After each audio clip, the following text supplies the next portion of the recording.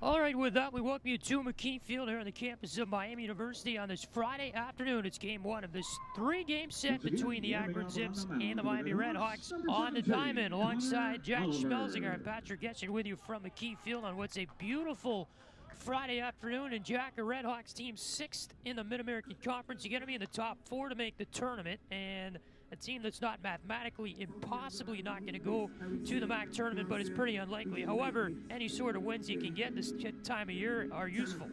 Absolutely, Patrick. And some of these guys are playing for a little bit even more than that. Connor Oliver, for instance, on the mound, pitching the best of his life at Miami right now. And I was talking to Brian Sikowski, a scout at Perfect Game the other day, and he said he thinks Oliver might go on day 2 of the MLB draft that's coming up in July. Said that he's really riding that nasty slider that he throws from the left side. That's a very important thing for this game in terms of a storyline to watch. Let's take a look at the the Zips starting lineup today. Leading it off in center field will be Ian Pennington. Jack Firestone will bat second in right field. Jack Poyce will DH and hit third. Nick Arrivo is at third base batting cleanup. Sam Seeker is in left field hitting 5th. Andrew Horvath will catch at bat 6th. Brendan Cavey is at second base hitting 7th. Hitting 8th will be Max Bowman at first base for the Zips. And then batting 9th is Kaito O'Hara, the shortstop for Akron. Their starting pitcher today is the lefty. It's Sammy Tortorella, 6'3", 205 junior out of Pittsburgh, PA. And the starting pitcher for the RedHawks, Connor Oliver, today for Miami. The lefty is the junior from Oak Forest, Illinois. He will take the mound here for the top of the first inning, and a transfer from Wichita State. And the lefty will pitch here to begin the first, as we'll get this one underway shortly. Redhawks are in their white uniforms today with Miami's script across the front in red and a red number on the back with red hats in the field today for the RedHawks. So it's Ian Pennington to step in here for the Zips. He is the left-handed hitter at center field today for Akron. Couldn't ask for any better weather, Jack. Absolutely. 74 degrees, completely sunny, not a cloud in the sky, not a mile-per-hour worth of wind either. First pitch of the game will be swung on, soft liner, second base. That's grabbed by the RedHawks second baseman in Baker, moving to his left on the liner. Just into the outfield grass in right, and one pitch went out. Game is on from Oxford, Ohio today. Really nice pitch from Connor Oliver there. Finds the arm side corner with a fastball. Yep. So 1 out, base is empty. It's up and in. The first pitch to Jack Firestone, the right fielder. Lefty against lefty at bat, 1 away again in the inning. Next deal will be a swing and a miss on a low one there off the left hand of Oliver. Firestone hitting .247 so far on the year. Big power threat, 15 home runs for the Zips. This is a pitch that'll miss away. It's going to be 2 balls and 1 strike. As the lefty Oliver resets on the mound.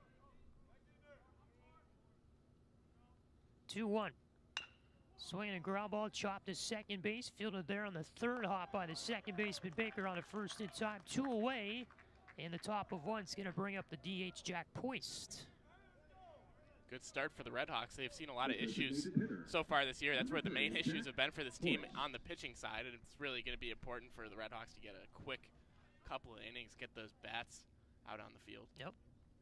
First pitch to Poist will be taken high for ball one. Little check swing. They say no. He did not go. Third base umpire Jeff Spizak on the appeal. Next one here will be a swing and a soft liner toward the left side of the infield. There's a good catch by the third baseman over his head. And Applewick, 3 up, 3 down. They go in the top of one for Akron. Going to the bottom of the first in just a moment. The RedHawks starting lineup, and we come back. Miami Baseball on Red Hawk Radio.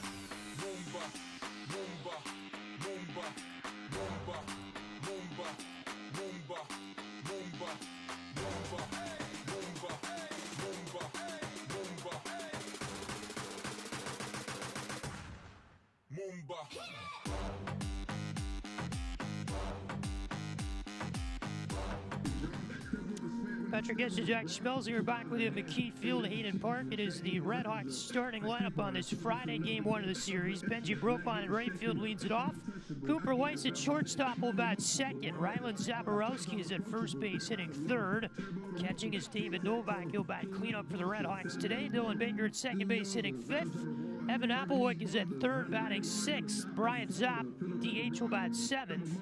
Stephen Krause in left field hitting eighth. It is Zach McDonald, center fielder, batting ninth for the RedHawks against Sammy Tortorella, the lefty out of Pittsburgh, 6'3", 205. Junior is Tortorella, comes in with a 4-3 record, a 4.76 ERA. It'll be his 15th start of the year, 64 1/3 innings on the season for Tortorella. Right-handed hitting broke onto the box. Right fielder leads it off in the bottom of one. And the first pitch on the way, swinging a ground ball up the middle. There's a base hit into center field. Brokman aboard with the single to get us going in the bottom of the first inning, and that'll bring up Cooper Weiss, the shortstop. Always good to get Benji Brokman on base to start off the game. A big stolen base threat. We were getting the scouting report on Tortorella before the game, and he's the big lefty, as Patrick mentioned. We heard he's throwing about 80 on the fastball, about 67 on the curveball, so maybe a little bit slower than these RedHawks are used to seeing. Kind of surprising to see that from a Friday starter. Down and in here, the first pitch to Weiss. It was a curveball that time, 1-0 the count. Mentioned Brokman, the steal threat, 11 stolen bases and 13 attempts this year. He's at first. Here comes the 1-0, never mind. Check back to first from the lefty in time. Brokman at the bag. Before this 1-0 count to Weiss, who's batting .311 on the year. 12 home runs, too, getting on base over 43% of the time. Really impressive stats from Cooper Weiss so far this year. Breaking ball will drop in lower part of the zone. Looked out for strike one. 1 ball and 1 strike. And 42 RBI for Weiss this year. Second best in the lineup today. Behind the guy that's on deck, Zaborowski's got 44. Leading the MAC in home runs. Swinging a foul ball behind the plate off the netting. 1 ball and 2 strikes. That's Zaborowski leading the MAC in home runs, not Weiss. Yeah, he's bombed 18 of those on the year. Pretty impressive stuff. Another guy big league scouts are looking at. 1-2 the count to Weiss. Brokman on first base with the leadoff. And the pitch, swinging a fly ball, center field, moving into center fielder makes a catch. No, he didn't bring it in. Made a diving attempt to try to bring that ball in, but fell up short. That was the center fielder Pennington who charged forward. The ball just slipped under his glove, though, as he tried to make his way in toward the infield, driving toward that liner. So they're going to rule that a hit, I believe, and it is a hit, and that's going to be a single there for Weiss. And there's 2 singles to lead off the bottom of the first for the RedHawks. So now you get Brokemont at second base, Weiss on first. Here comes the first pitch to Zaborowski, and it'll be a swing and a ground ball foul third base side. That was a scorcher down the third base line. You can see when the ball comes off Rylan Zaborowski's bat, it comes off hard. If you follow Miami Baseball on Twitter, you'll see every time he hits a home run, they'll tweet out the exit velocity, and they're really impressive numbers, up close to 110 miles an hour. 0-1, soft curveball swung on and popped up foul territory right side. This will get out of play just above the Akron dugout.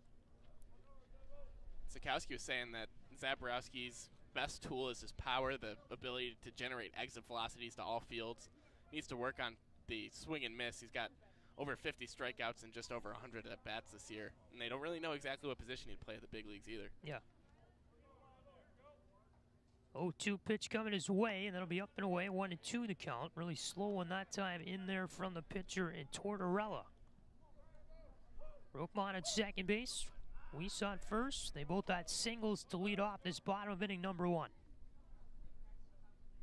And here's the 1-2. Swinging a fly ball foul over on the first base side and out. And I talked to Zaborowski a little bit earlier this year, one of the hardest workers on this Red Hawk team. He shows up to the facility around 9 a.m. every day, and he stays pretty much all day. Usually doesn't get home until around 9 p.m. It's the work ethic it takes. Yep. Get to the next level. Here's throw back to first, I was going to say. Back in time is Weiss. Yeah, I was just going to say he's either in class or at the baseball facility. He said that he loves watching MLB TV in the Alston room. What more could you need? Nothing. Staring in for the sign is Tortorella. And the runner's moving. The 1-2 down and in. There's going to be no throw from the catcher there. And Horvath who ate it.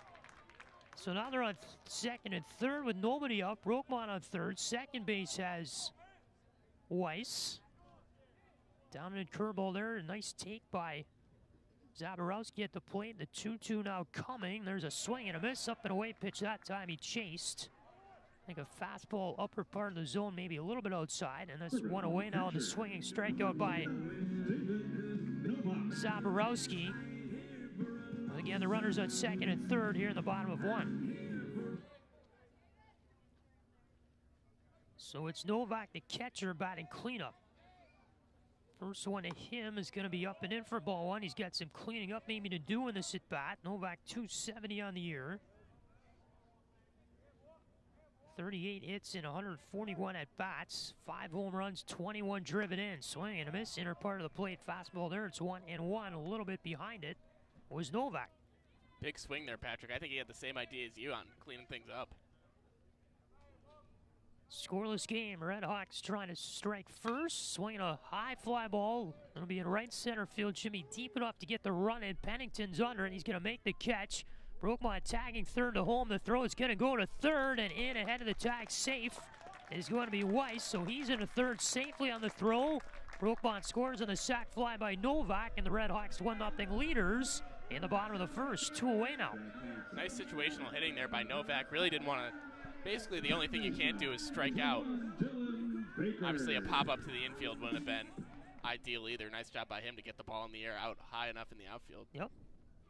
Dylan Baker, the new hitter, 5 spot, second baseman. This one is high for ball 1. So now the only guy on base is Weiss at third. 90 feet away with 2 out. That went up and away. 2-0 the count rather to Dylan Baker, the second baseman. 274 his average on the year with a home run and 4 driven in. Inside corner for a strike. 2-1 the count. Beg your pardon. 4 home runs, 30 driven in this year for Baker. Tortorella trying to escape the inning. 2-1. This is a soft ground ball over toward the Akron dugout. 2-2. Then a foul one there.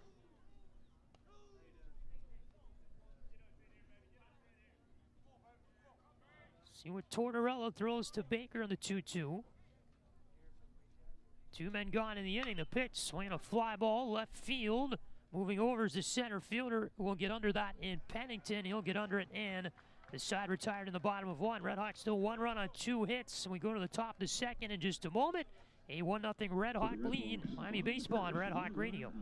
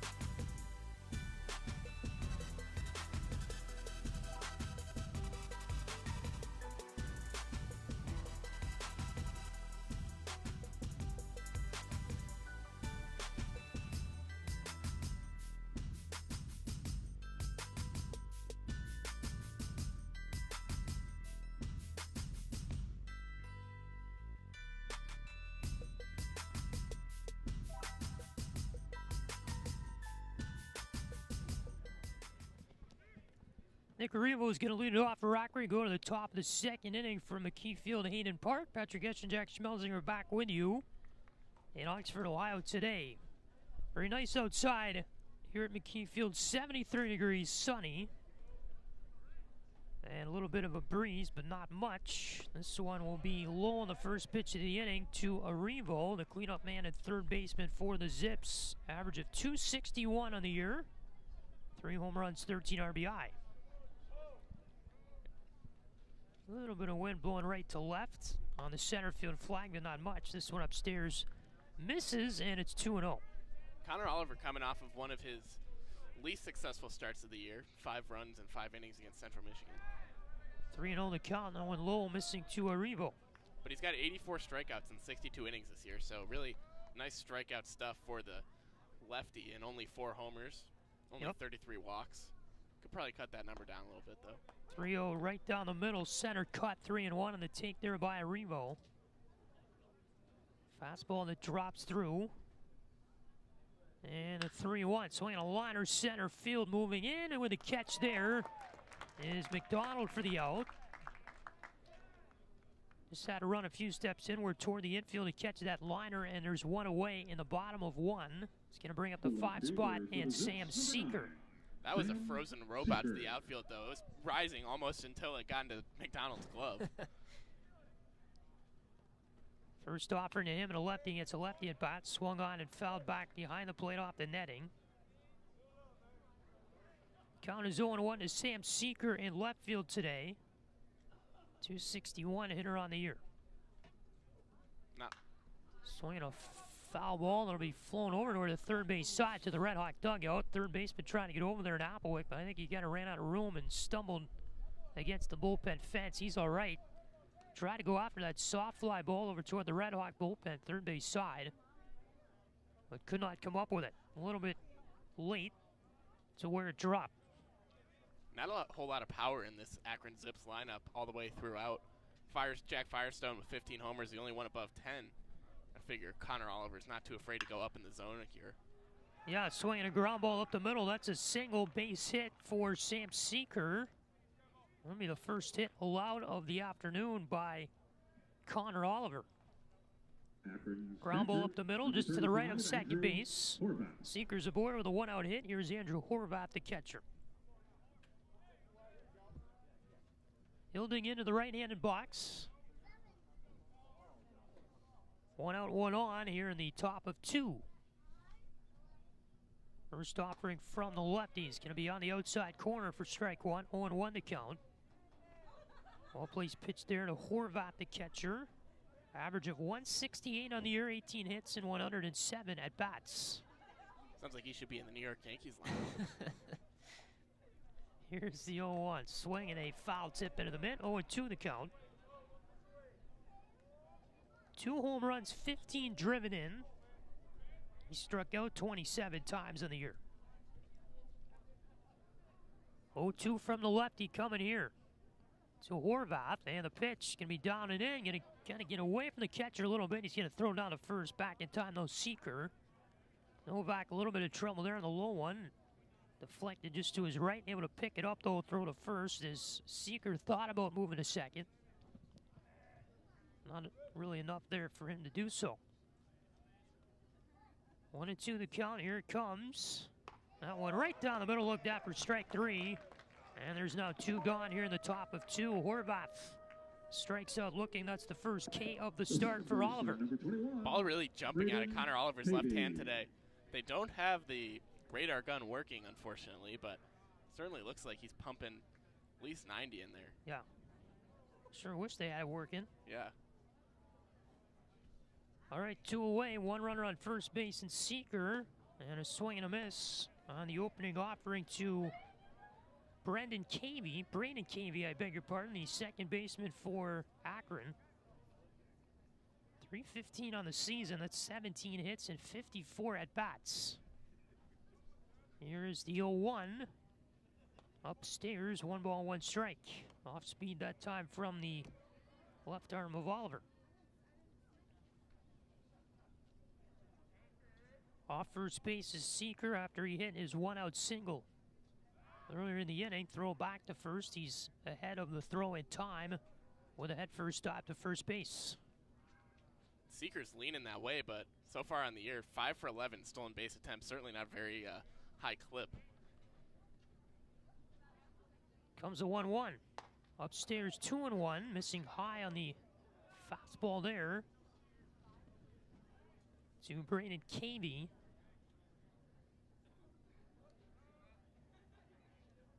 Good pace here for Oliver. 2-1 on the way. Another one high, 3-1. They're going to throw down to first, back ahead of the throw. Good dive in there by Seeker. I think that was an intentional pitch out. And Seeker has been taking decent-sized secondary leads, but good throw down there by Novak. Seeker ahead of it. Really nice no-look tag from Rylan Zaborowski there, too. Swept it around his body. 3-1. Swinging a fly ball, right field line. This will be foul into foul territory. Moving over the right fielder. This can be just over the fence, though. And Brokman could not get it. He kind of leapt up on the fence. And it's going to go over the fence, out of play to get the ball, and then hop back into the playing field. I think he might have lost his hat, too. Throw the ball back into the infield. Oh, never mind. His hat's over in the outfield. He lost it way back there. Trying to go over and get that fly ball that was fouled on the right field line. Ball landed just on the other side of the fence, out of play. Brokman leapt over the fence pretty much, was hanging on it, trying to make the catch, and then ended up going over the fence, out of play. He's back in the right field position now, and here's the 3-2. Runner moving, swinging a foul ball back off the catcher. And we'll do it again. Another payoff coming here. Patrick Brokman, one of the most fun players to watch in this Miami team. I'm sure you remember last year we were doing a game sitting right here in against Ohio. Brokman came around third base. There was a play at the plate, and he ran over the catcher. It was really, it was really fun. He did something else in that game too that was fun to watch. Up and away on the 3-2. There's a walk, and they're on first and second now with 2 away. It's a costly walk given up. First baseman, number 6, Max Bowman. First one of the day allowed by Oliver.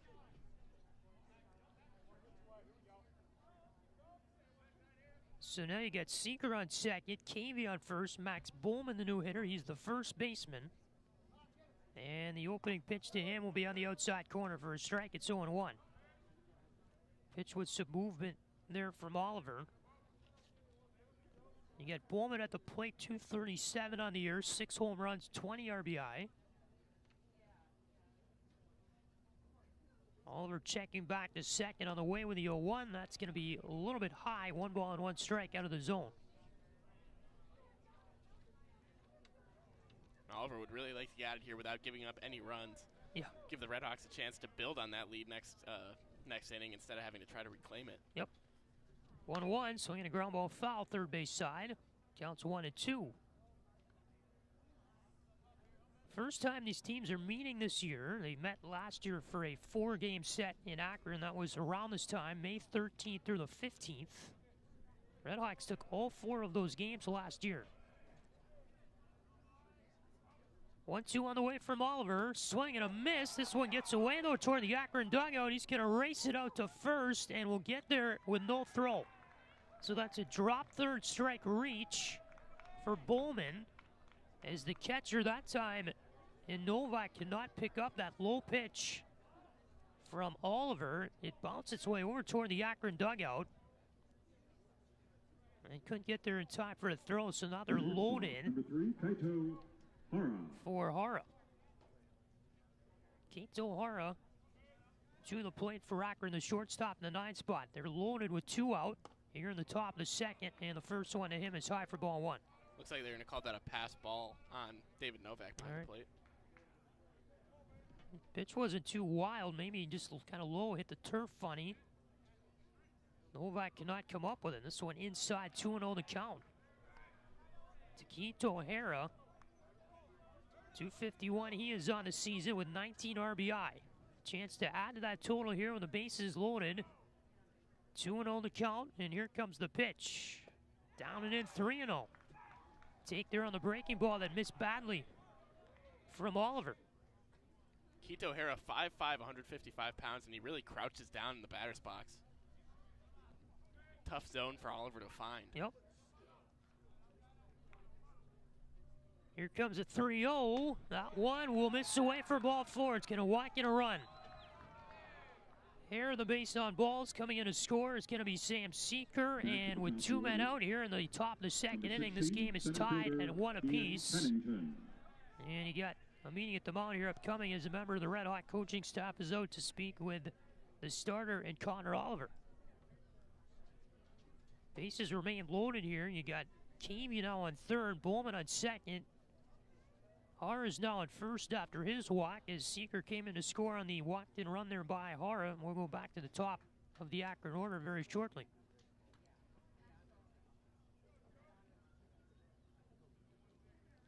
Meeting broken up on the mound. There's no action currently in the Red Hawk bullpen, and what was an okay start to the inning for Oliver. Revo led it off, flew out to center. Seeker the single and a grounder up the middle. Then it was Horvath who struck out looking. Those were the first 3 hitters. And since then, you've had 3 straight base runners allowed. Swing and a miss. The first one to Ian Pennington, the center fielder. Lined out to 2nd his last time up. The 0-1. Gonna miss away, 1 ball and 1 strike. A bit low that time as well from Oliver. So Oliver, the lefty against the lefty, and Pennington, the pitch, swinging a foul ball. Go out of play over on the 3rd base side, and it's 1-2 the count.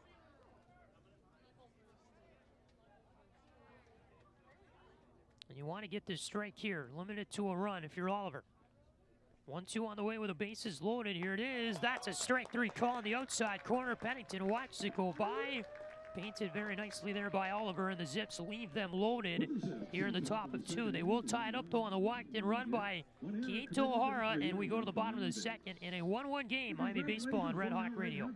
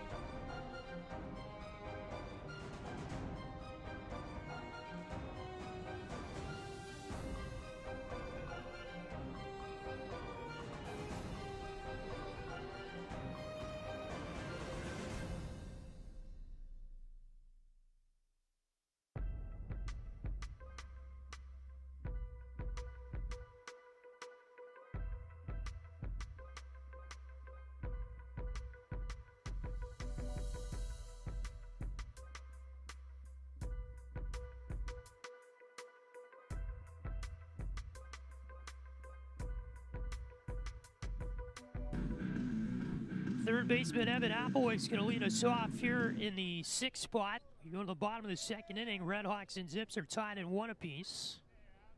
Left-handed starter Sammy Tortorella back in the hill to continue his start for the Zips. This one will be on the outside corner, looked out for strike 1 to Evan Applewick. Patrick Geshan, Jack Schmelzinger back with you. A really sunny, nice day here at McKie Field this afternoon. Game 1 of the series, swinging a fly ball right field. This is going to be very playable and caught by Firestone, the right fielder. Only had to move a couple steps over to his left, and he will bring it in for out number 1 in the bottom of 2. Miami's designated hitter, number 6, Brian Zapp. Well, it's going to bring up Zapp, the DH, to follow up Applewick. 269 he is on the year with 4 home runs and 23 driven in. Zapp, one of the real veterans on this RedHawks squad. Yeah, swinging a ground ball foul right side of the play. Senior from Waterloo, Ontario.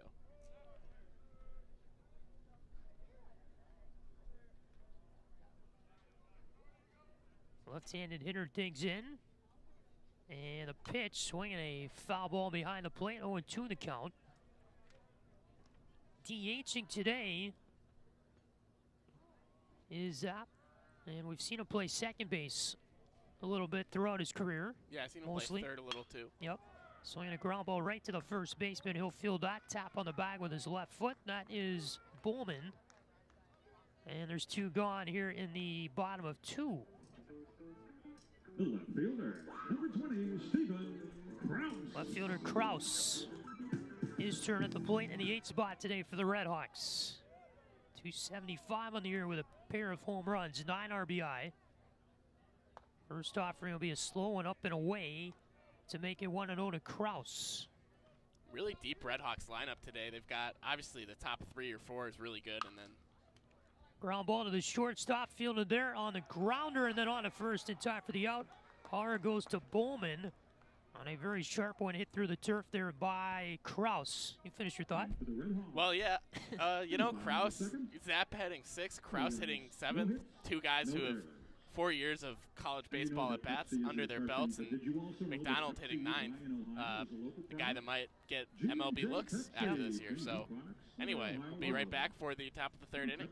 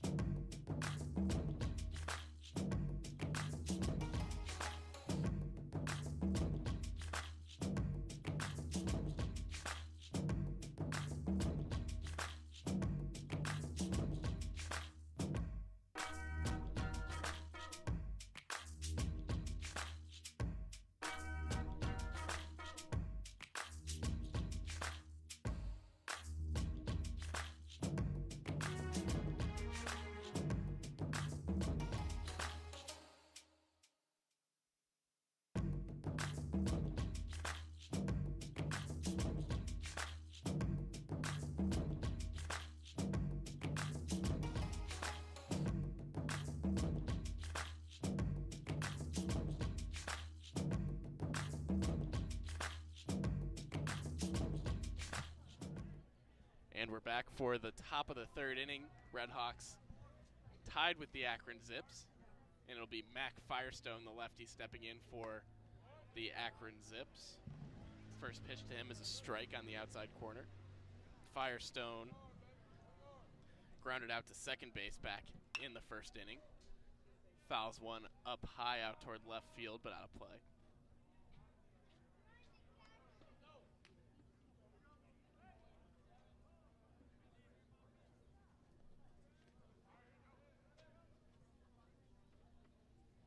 Comes the payoff pitch from a lefty Oliver. That one's outside a fastball. Firestone on the year, hitting .247. OPS up around 1,000, so he's having a real good year at the plate. As Oliver spikes it, looked like a breaking ball. Make the count 2-2.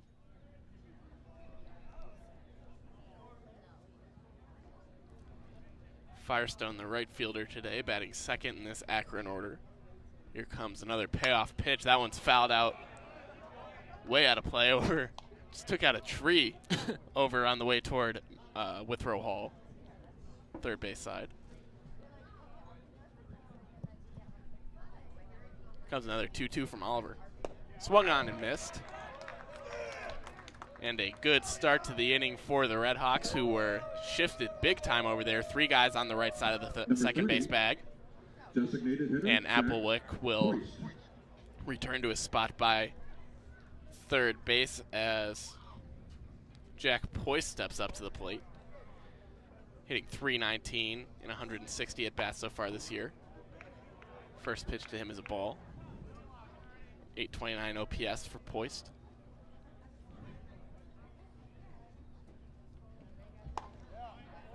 Strike there from Connor Oliver on the outside pitch to the lefty, on the outside corner to the lefty Poist. Another one finds the outside corner. A couple really good glove side fastballs there from Connor Oliver.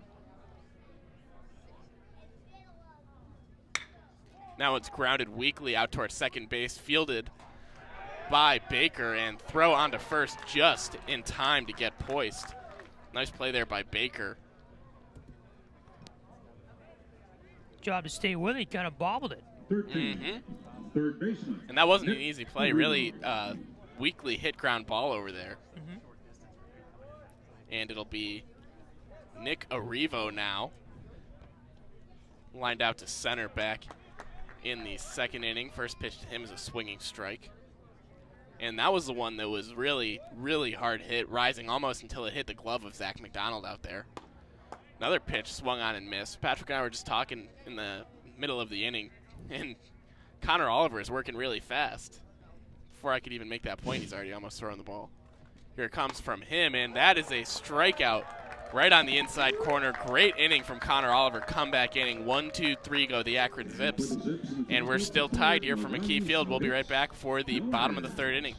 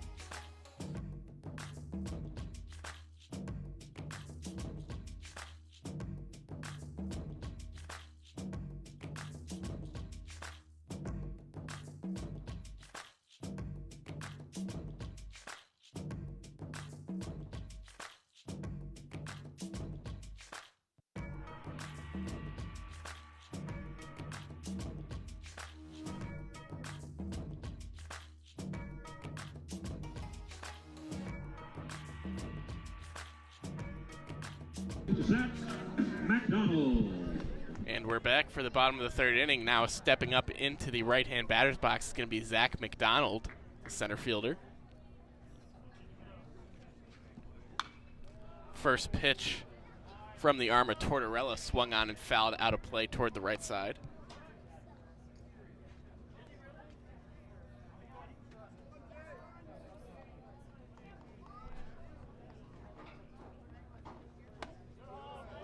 Next pitch, a breaking ball off the outside corner for a ball, 1-1. And when I was talking to Brian Sikowski from Perfect Game, he said Zach McDonald is the guy that he's most excited about for Miami as far as the MLB draft is concerned for next year's class, as Tortorella finds his own first strike. Swing and a miss. Quick strikeout for Zach McDonald, and both these pitchers are moving at breakneck speed here today. And number 11, right fielder Benji Brookmont. Just the way the game is trending. Yeah, seriously. We were just wondering if there's a pitch clock. We don't see one, but certainly seems like these pitchers are acting like there is. There's a strike on the inside corner to Brokemont.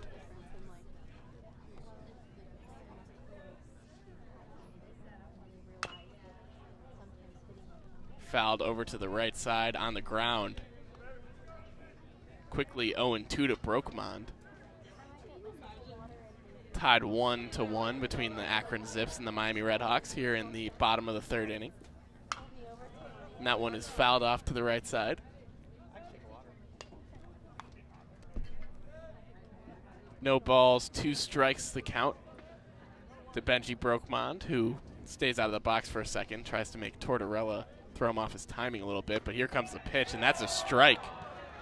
Brokemont thinks that it was low. That one apparently caught the corner, and there's 2 outs. Shortstop Cooper Weiss. So quickly, first 2 RedHawks go down on strikes. McDonald swinging and Brokemont looking. It'll be Cooper Weiss, the dangerous Cooper Weiss, stepping into the right-hand batter's box now. First pitch to him is up above the zone. And Tortorella moving really quickly, as we said, doing a good job kind of keeping these RedHawk hitters off balance as he misses above the zone with looked like a breaking pitch there. 2-0 pitch to Cooper Weiss. Inside and low, but Weiss takes a big swing at it.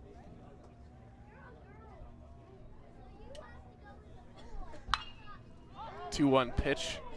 Flied out toward right field. Coming in hard is Firestone, and he will settle under that one for the catch and the third out. So after 3, tied 1-1 between the Akron Zips and the Miami RedHawks. We'll be right back. This is Miami Baseball on Red Hawk Radio.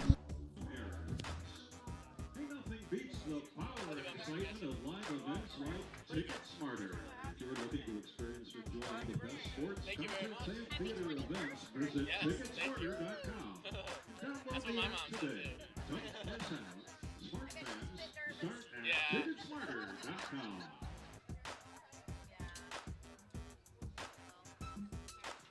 Thank you.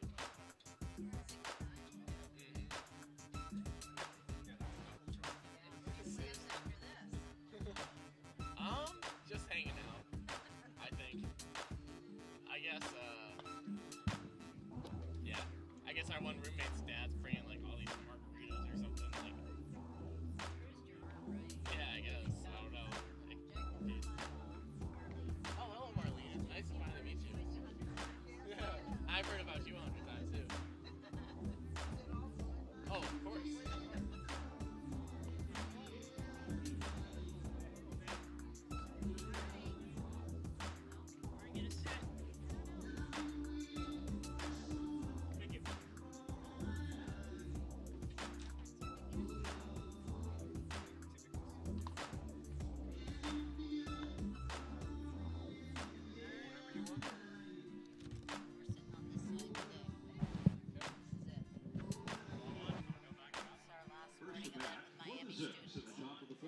Number 9, left fielder Sam Seeker.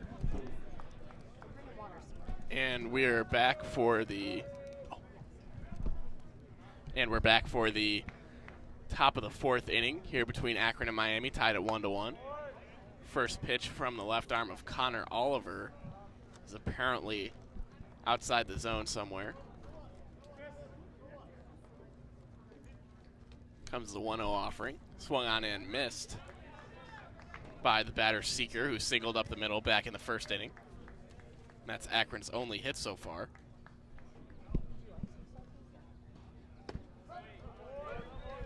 Next pitch from Oliver's a strike. Counts 1-2 to Seeker, and really just continually surprised by how quickly these pitchers are moving. Gotta love it, and that's a punch out there. Connor Oliver gets Seeker looking. Beautiful fastball in the outside corner. And that is going to be Oliver's already his 5th strikeout today. Can't believe we're already in the 4th inning, too. Right. Is this going about at the same speed as one of those Dayton Dragons games? Yep. Pretty cool stuff. Swung on and fouled back. Brings the count to 0-1.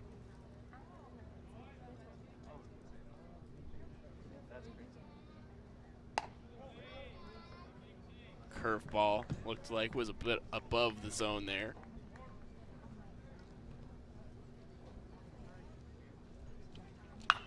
That one swung on and hit high up short into the outfield. Zach McDonald's going to settle under that one and squeeze for the second out.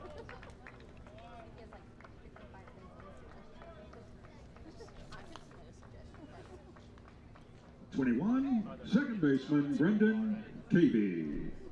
Now here comes the second baseman Brendan Cavey. And he walked back in the first inning. Got stranded on third. First pitch to him, fouled off to the right side.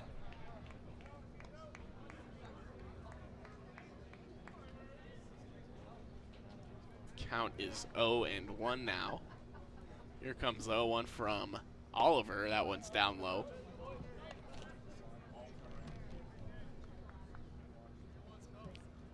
One to one here between the RedHawks and the Zips on a beautiful Friday afternoon. Cinco de Mayo. Swung on and fouled back there by Cavey.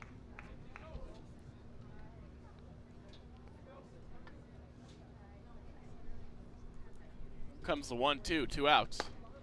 In there, another strikeout for Connor Oliver, number 6 on the afternoon. Catches Cavey looking.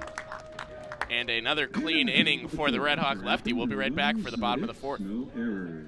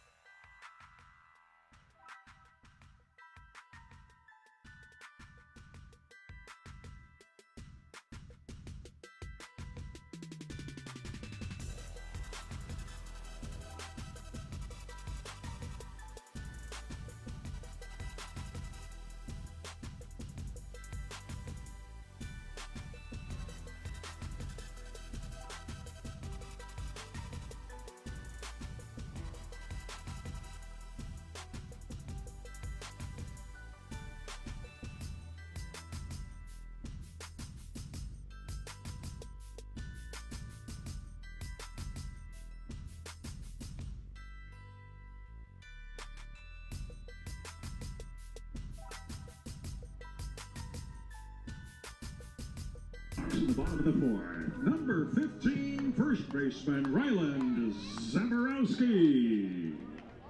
And we're back here for the bottom of the fourth inning between the RedHawks and the Zips, tied at 1-1. Ryland Zaborowski, the big righty, steps into the right-hand batter's box. Swung on and hit hard out toward left field. Going back is Seeker. Back at the wall, and that ball is gone. Ryland Zaborowski hits his MAC-leading 19th home run of the season over the left field wall over toward Markham Hall, and he will trot around the bases. Another big swing from the big righty.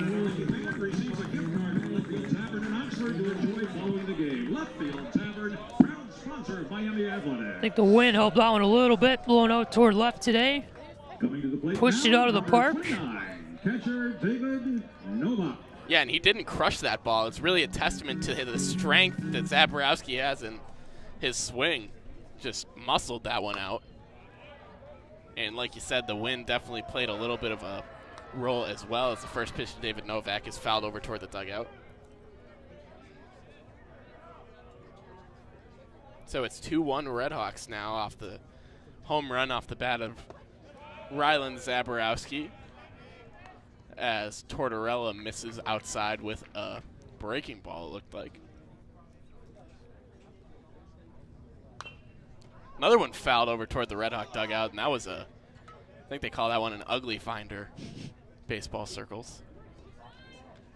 And with Tortorella coming in, we heard about the scouting report, the low 80s fastball. You just figured that Ryland Zaborowski was probably going to pull one out today.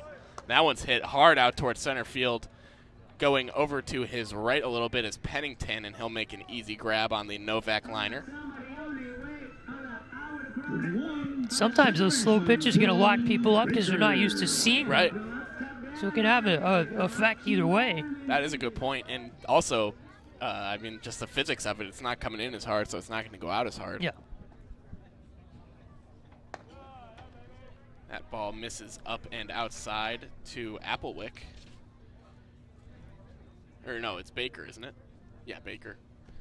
Dylan Baker, and he hits one hard, a rope out toward right field. That's going to get down in front of Firestone, so a nice one-out single there for Dylan Baker. And that will bring Applewick to the plate.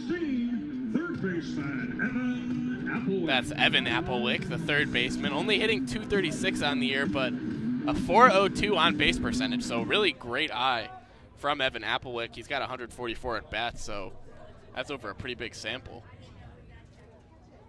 Comes the 0-0 pitch to him, swung on and hit hard out toward right. Firestone chasing that one back toward the wall, and just in front of the warning track makes the grab on a little bit between probably a fly ball and a line drive off the bat of Applewick. A nice hit there, but not enough.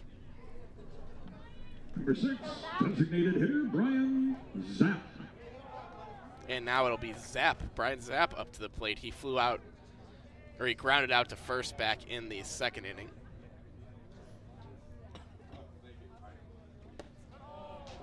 First pitch to him is in there off the left hand of Tortorella.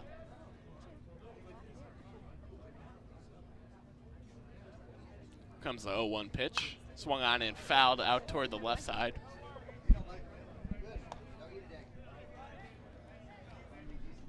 The lefty Tortorella throwing to the lefty Zapp.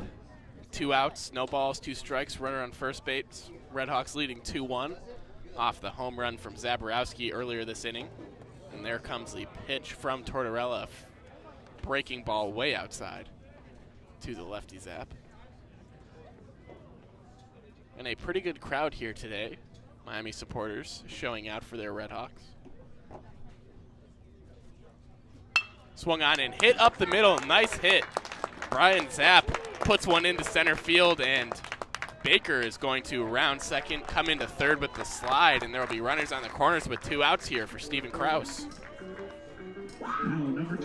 Well struck to center. You talked about the crowd. It was not really good at all when we started the game, but since the game has started, this place is filled up in a hurry. And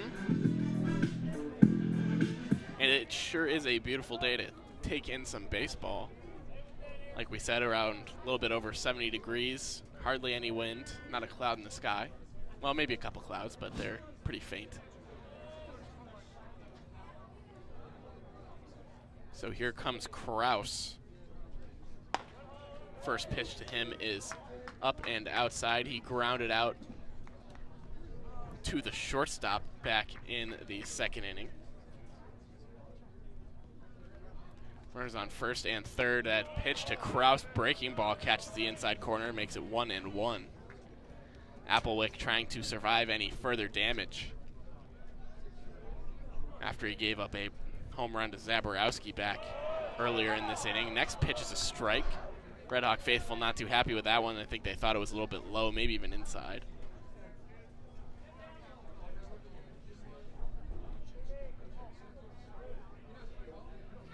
Comes the 1-1, 1-2 to Kraus, swung on and missed.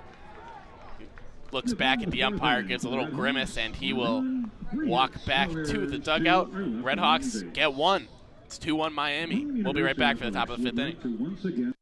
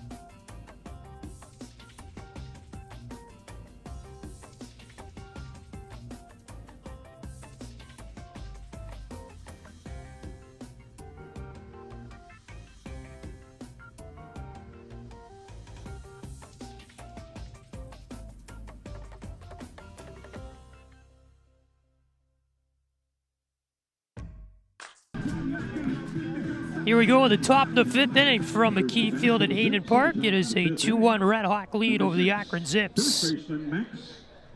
Patrick Geshan and Jack Schmelzinger back with you. Here on this Friday afternoon from Oxford, Max Bowman, the first baseman, going to get it going for the Zips here in the top of 5. First pitch swung on. It's a fair ball. Grounder down the third base line into left field toward the corner. Bowman will go to second. He will stand up there easily with a leadoff double here in the top of the 5th. Well-placed ball there by Bowman. Just a screamer down the third baseline and just outside the reach of Evan Applewicke. He smacked the ground after he missed that one. Well struck ball on the ground, third base side. Diving attempt to get it by Applewicke, but could not get there soon enough as that one hugged the line all the way up in the left field corner. Here's a bunt that gets down for the next hitter up the third base side, but foul. That's Kaito Hara, who tried to score around the bunt on the first pitch, sent it foul up the third base side. The count 0-1 to him. Runner on second base is Bowman, led off the inning with the double. And it's Hara at the plate in the 9 spot right now for the Zips. In the top of 5, RedHawks holding on to a 2-1 lead.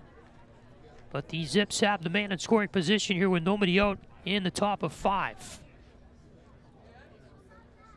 0-1, swinging a chopper, shortstop, playing on the second hop there and throwing across the diamond in top for the out. Weiss to Zaborowski.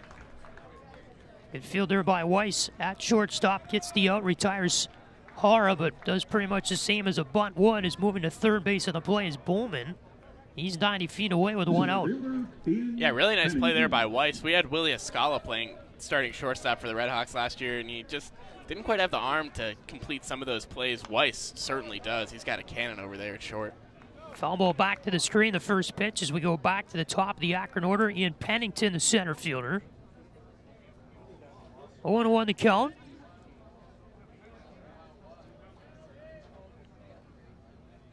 And the next deal, lefty gets lefty at bat, swinging a ground ball second base. Fielded there by Baker on a first in time for the out, but it will bring in the RBI. Is scoring from third on the play is Bowman. So the RBI ground out for Pennington is going to tie this game up at 2. Great small ball there by the Zips to get the run home and tie this one up. Yeah, just a nice job there to manufacture a run. New hitters the 2 spot. Jack Firestone, the right fielder. Base is empty, 2 away. First one to him is going to miss for ball 1. Next one coming, swing and a miss. A little bit low and off speed. 1 ball, 1 strike. And his Firestone was ahead of it. He's 0 for 2, a strikeout swinging and ground out to second on the day today. Waves and misses here at a 1-1 offering, and it's now 1-2.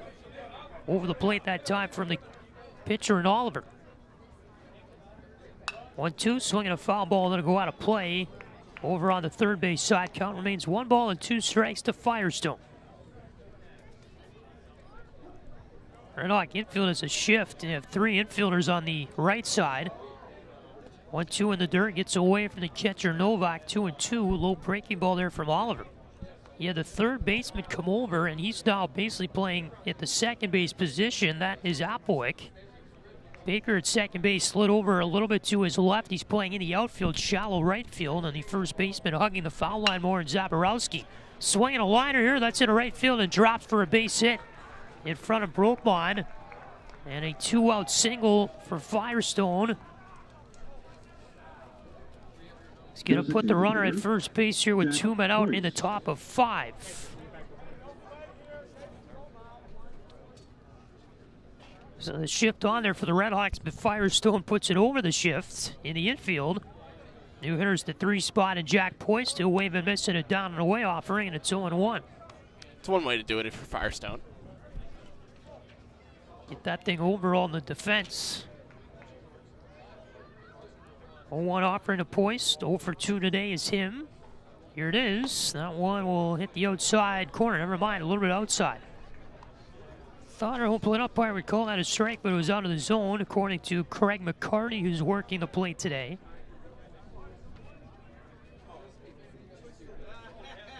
1-1 on the way from Oliver. Here it is. That one will hit the outside corner, 1-2. And he's 1 pitch away from getting out of this top of the 5th inning. Oliver doing a really nice job locating that fastball today, finding the corners, really not leaving anything over the plate for these Akron Zips. 1-2 on the way, but before that, a check to first base. Back in time is the runner in Firestone, after he singled to right in the last at bat. So you get a 1-2 on the way here to Poist. On the way, and a curveball that will miss inside. Entire Red Hawk infield thought that hit the corner. They were starting to run to the dugout, but the third strike call never came from Craig McCarty, home plate umpire. McCarty's had a pretty good game, but in the last inning or so, people have been starting to get a little bit antsy with him. 2-2, that'll hit the outside corner, looked out for strike 3, and the side retired here in the top of the 5th inning. But the Zips do tie it up, 2-2 our score after the ground out, RBI ground out by Pennington. We go to the bottom of the 5th after this. Miami Baseball on Red Hawk Radio.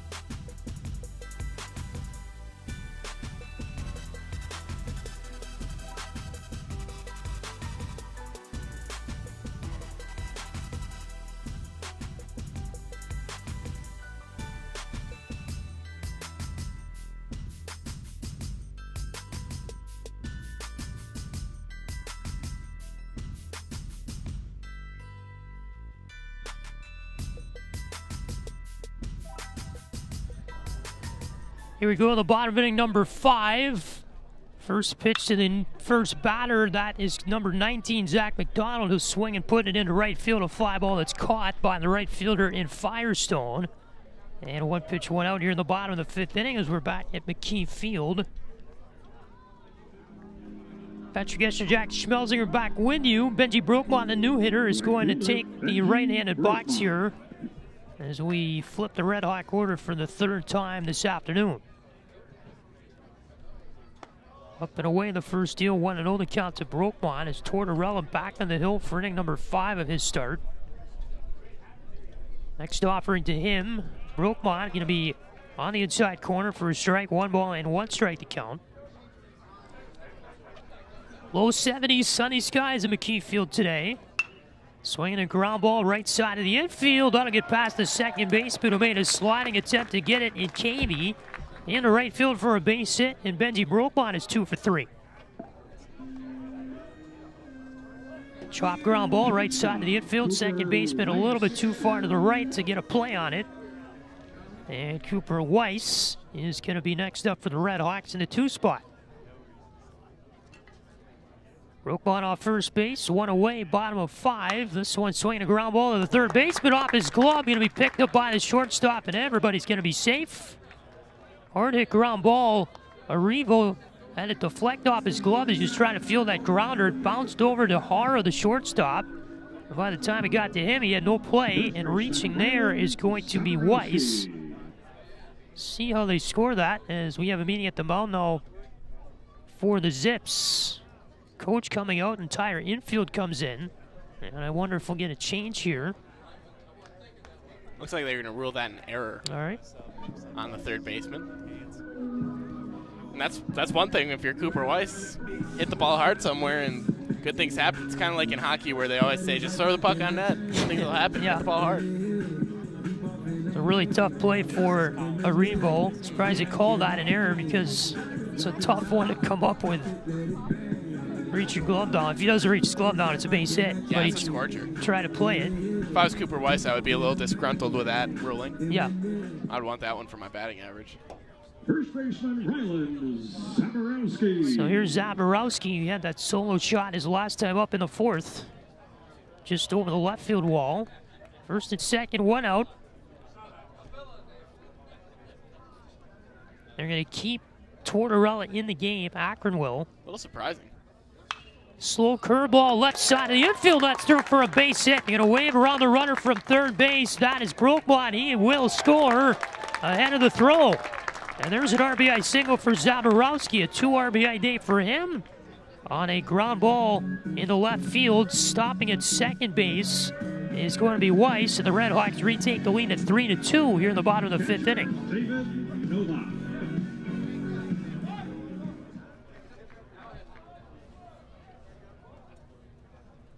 So Zaborowski has a 2-for-3 afternoon going. David Novak next up. First one to him's going to be low. Going to get away from the catcher there in Horvath, and the runner's going to move up to second and third. Weiss now on third. Second base has Zaborowski. One away in the 5th. RedHawks really threatening here. Could have a chance to kind of break this one open. Take one swing. Novak here will get hit by the pitch. Curveball that came in on him and got him in the left leg. He's all right and will take first base. Got him in the lower part of the left leg where the padding is, so that's good, and he will trot his way down to load the bases here with one out. And that's going to bring up the 5 spot and Dylan Baker, the second baseman.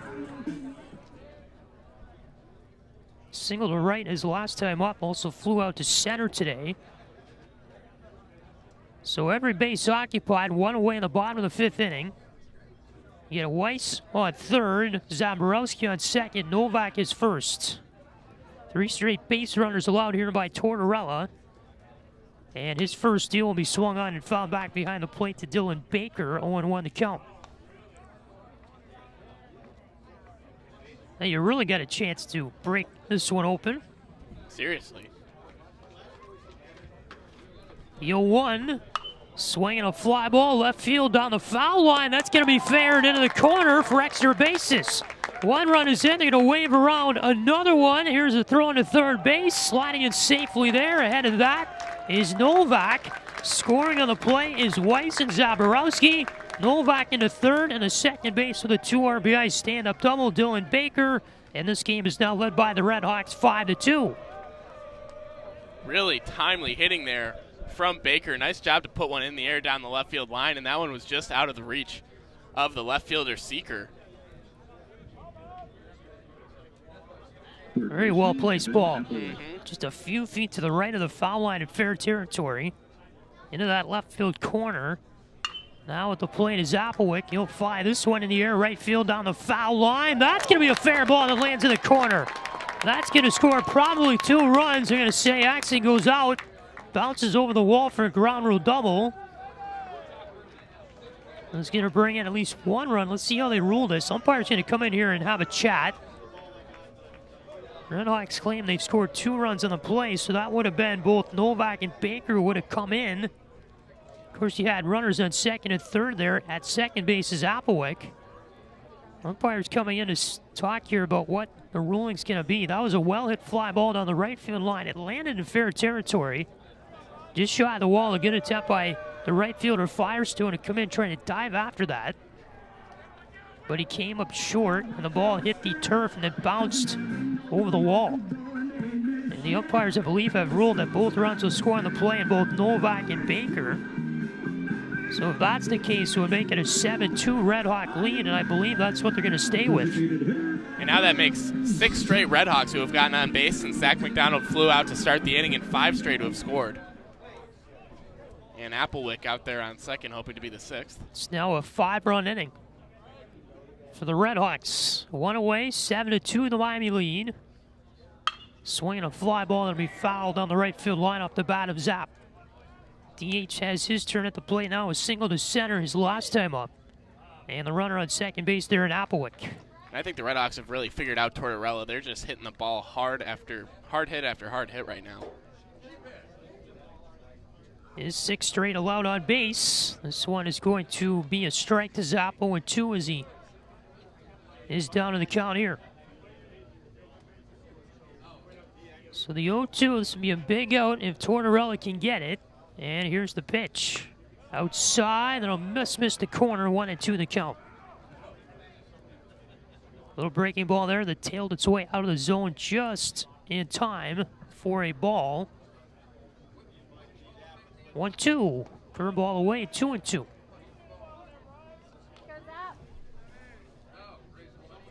We're at the bottom of the Red Hawk order now. Zap in the 7th spot.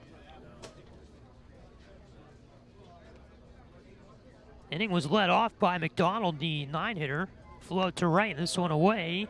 And it is now a 3-2 count to Zap. Breaking ball that missed outside. Another pitch that misses there from Tortorella.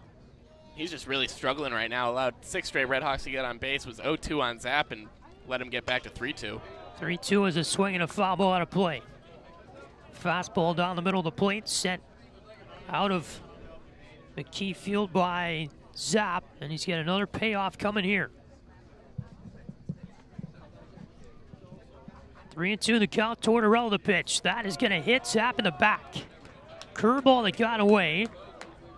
Looks like he'll be all right. He'll throw the protective gear off, go down to first, and now they'll be on first and second with 1 out. And I think it's fair to say that Tortorella's really lost his command. Yeah, and you almost feel bad for him on the mound. You hope that the Akron coach at some point just kind of puts him out of his misery, goes to the bullpen. Well, he's hit 2 batters in the inning. That's now the 7th straight base runner allowed.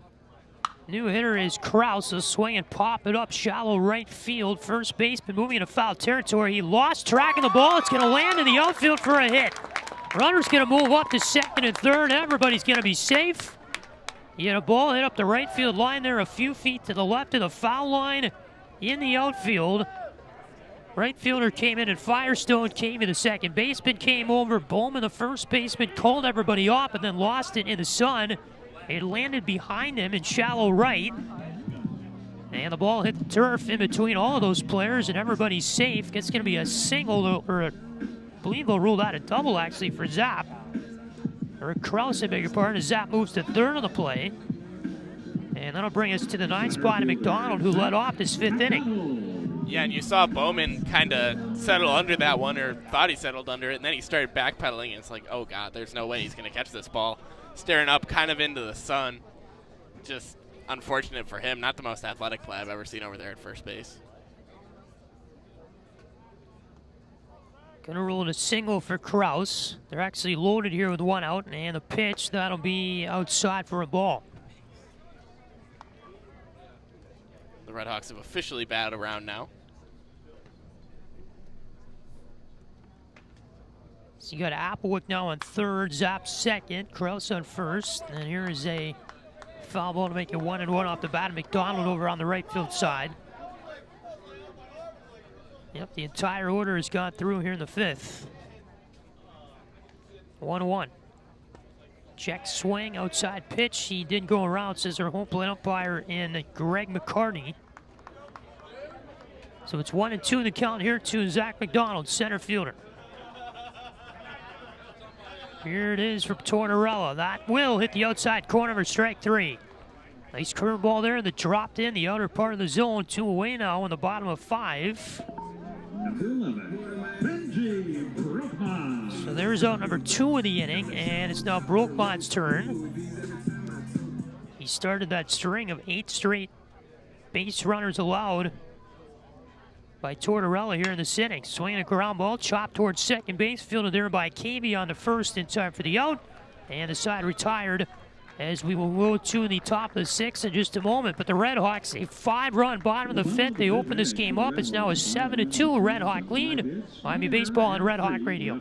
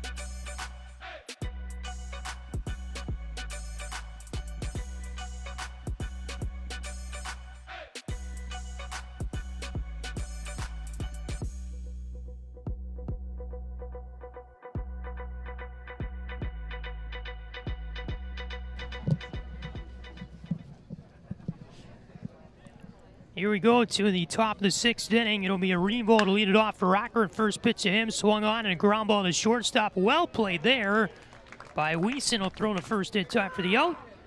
Routine grounder, he moved over to his left, and there's one gone in the top of 6. Does Parker Geshan have a hockey game tonight? Yeah, it's the annual Taylor Metcalf tournament. Interesting. I believe starts tonight. Sounds pretty fun. To raise money for local underprivileged kids to play youth hockey. That's awesome. That's awesome. Yep. It's a big problem with hockey that it's a little bit tough, not very accessible. The equipment is so expensive, so that's really cool.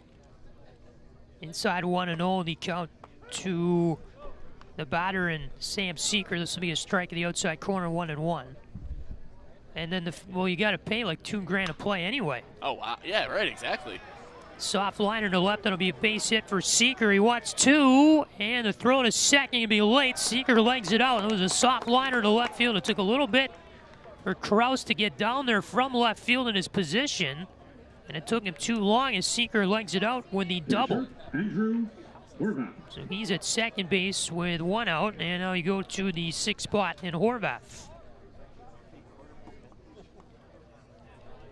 So it's a tournament they put together every year, and it's kids playing it, and you pay however much to play. And it's really cool. That's a very worthy cause. Yes. One that, I mean, more people that play hockey, just the better the game's going to be. Right. In every different way. So that's awesome. 1-0 the count to Horvath. Next one will be outside 2-0.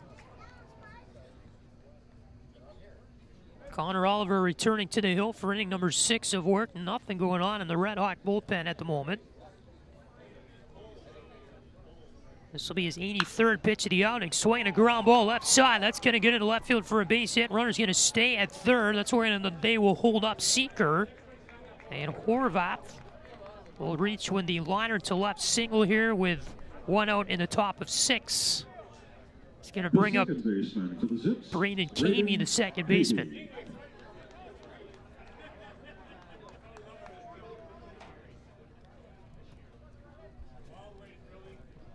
He's at the plate.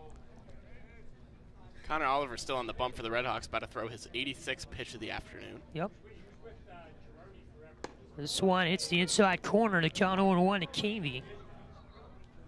0 for 1 today, struck out looking. His other plate appearance, a walk in the 2nd inning. On the corners with 1 out in the top of the 6th. 0-1 from Oliver. Swing and a miss. 0-2 the count. As Kamey waves there to breaking ball a little bit in front of it. Seeker on third, Horvath as first. And the 0-2. That'll hit the outside corner for strike 3. Kamey goes down looking for 2 away in the top of 6. Both these pitchers today are painting the outer half very, very well. And that'll be Connor Oliver's 9th strikeout of the game. So he's allowed 2 runs, but he's certainly running up the K numbers, and it looks like he's probably going to get the win today, too. Really good outing for him. At least to this point. Definitely hopes he can keep these runs off the board. Swing and a miss there, outer half pitch that was waved at by Bowman, and it's 0-1. Bowman doubled just back last inning. Feels like about an hour ago after that long Red Hawk inning. Yeah. In the bottom of the 5th. Yep. 0-1. Swinging a foul ball behind the plate with 2 off the screen, and 1 pitch away from getting out of this frame is Connor Oliver.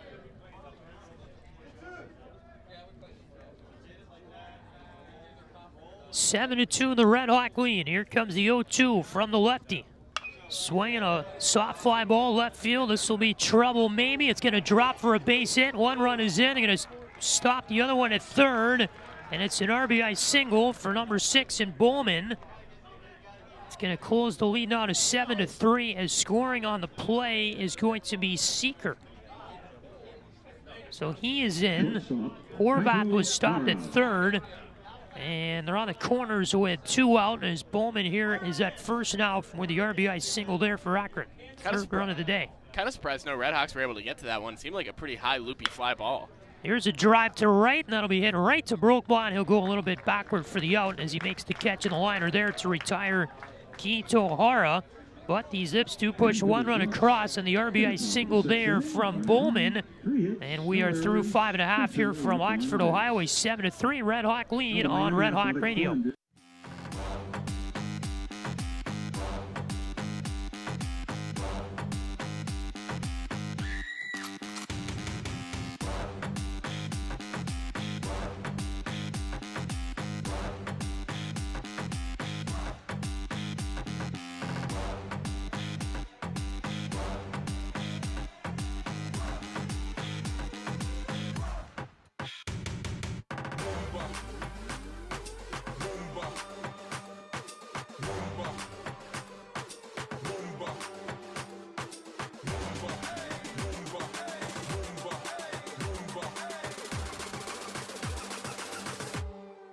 Warmer.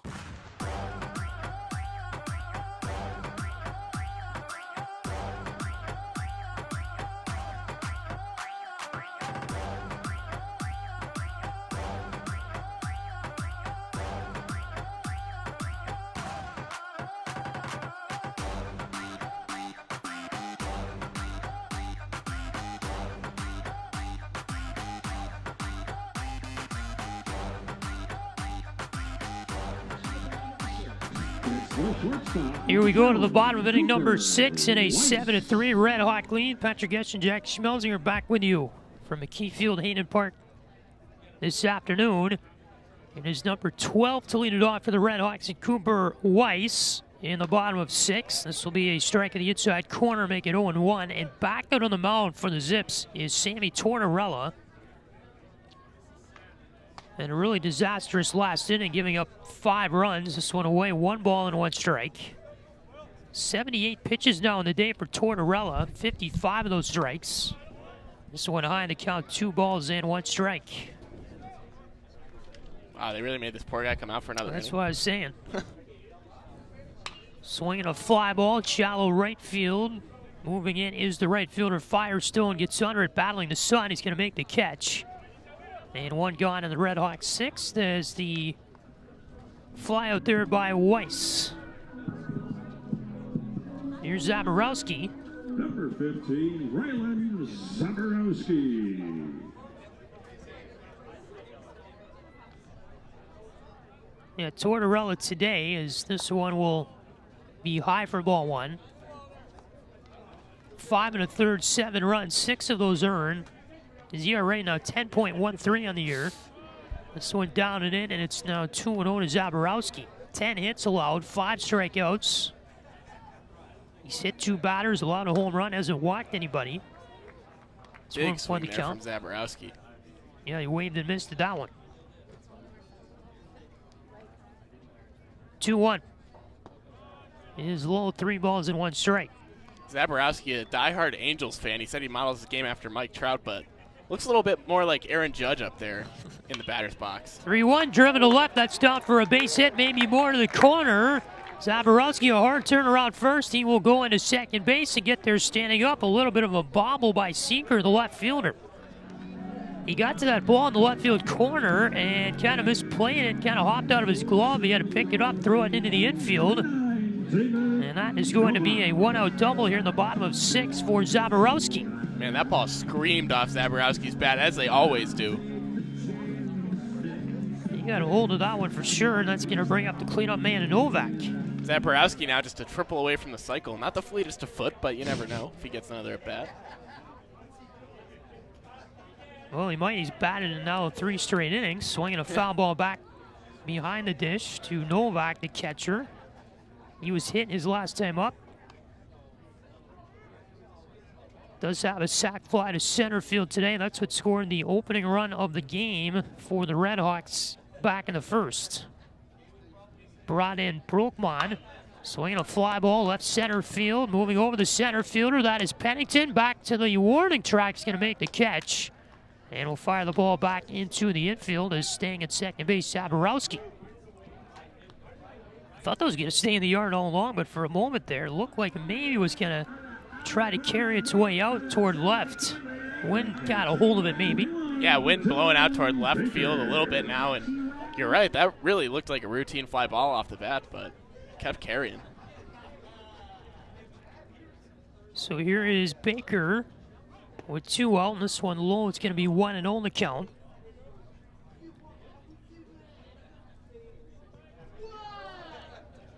Baker had one of the 2 RBI doubles in the 5th inning.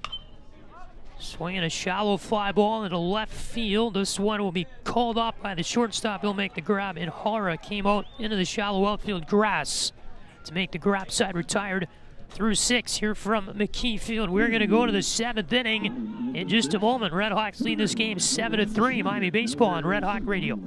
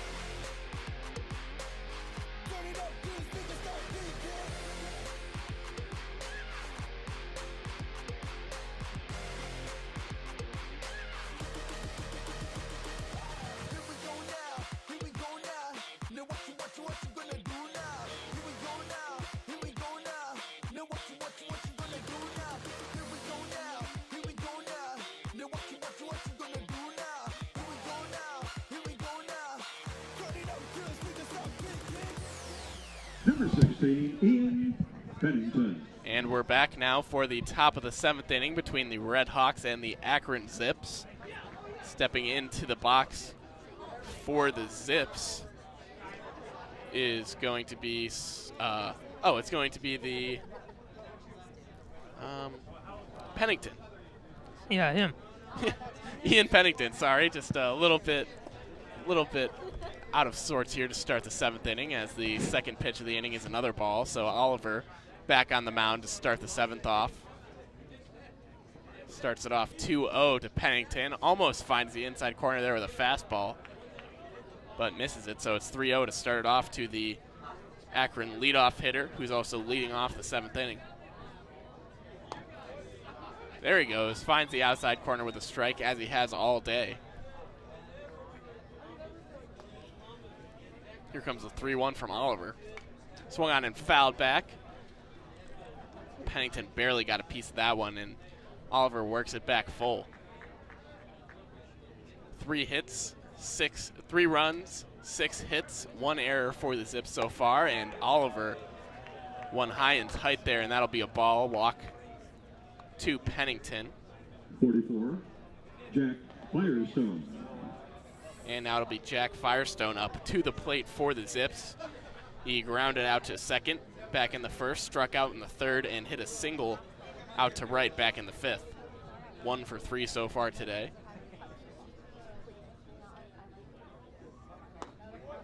First pitch from Oliver finds the outside corner. And Oliver just threw his 98th pitch of the afternoon.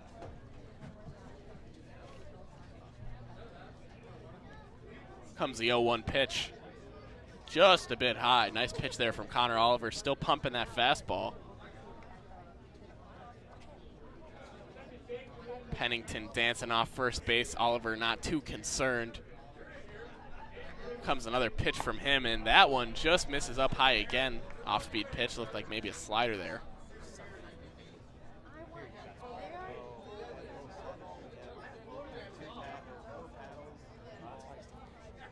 Here comes the 2-1 pitch from Oliver. Catches the outside corner there. And Evan Applewick with 2 strikes is going to move over from his normal third base spot onto the right side of second base, our right side. Swing and a miss. Nice breaking ball there. Looked like a changeup from Oliver. Catches Firestone swinging. And that will be Number 38, Jack Poist. Oliver's 11th strikeout of the game.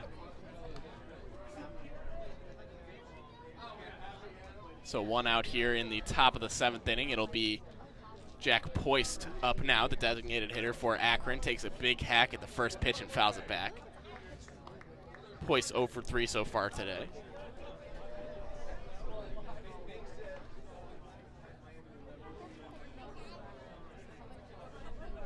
Oh, 1. Oliver comes set. Here's the pitch. Swung on and fouled off to the left side this time. Quickly 0-2 from Oliver to Poist. And the crowd just continues to grow here in McKie Field. The word is spreading. Yeah. As we mentioned before the game, RedHawks fighting for that one of those top 4 spots in the MAC tournament. It's unlikely, but they're sitting at 6 right now, and he goes. Pennington goes towards second, but a ground ball over to second. Fielded there by Cavey, thrown on to first, or fielded there by Baker, rather. Thrown on to first. Nick Arrivo. Pennington makes it to second. Probably avoided the double play there by stealing.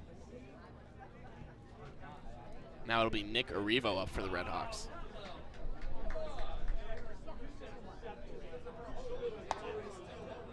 Oliver's fastball is a little bit high there. Moves the count to 0-1, or 1-0 rather.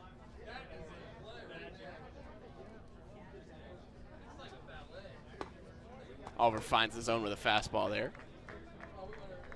1 ball, 1 strike, 2 outs here in the top of the 7th. A beautiful day at McKie Field. RedHawks up 7-3 on the Akron Zips.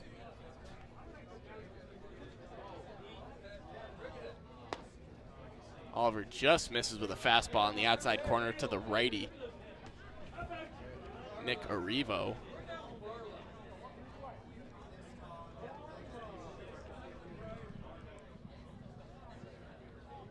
Two balls, 1 strike. Here comes the offering from Oliver. Down and inside. Arrivo started at that one, but thought better of it.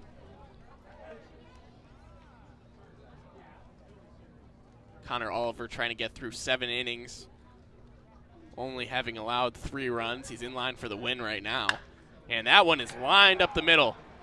Around third is Pennington. He's going to score easily. Fielded out there by Zach McDonald. And Arrivo is going to be held to first, but another run on the ledger for Connor Oliver, and it's 7-4 RedHawks now. And Akron's really kind of clawed back into this game these last couple innings. Just 1 run in the 5th, 1 run in the 6th, 1 run in the 7th, and all of a sudden it's 7-4. It's now a safe situation. That's right. Those walks come back and get you. Yeah, they really do. Pennington, who just scored, reached on a walk to lead off this inning. Oliver, a quick throw over to first, and Arrivo back in time.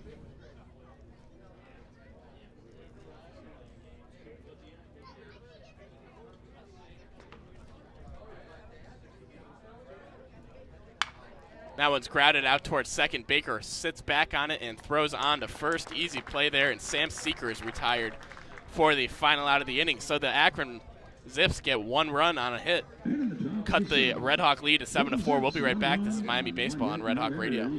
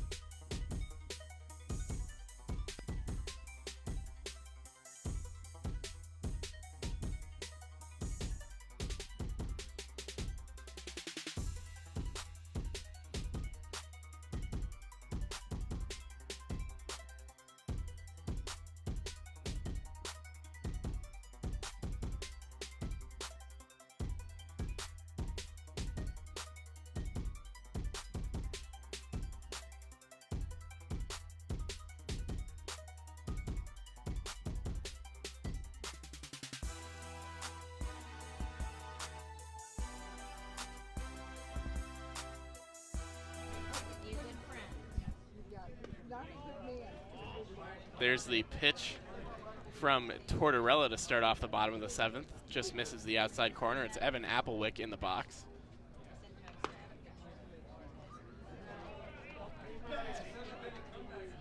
Next pitch is outside. 2 balls, no strikes. That one catches the inside corner to Applewick.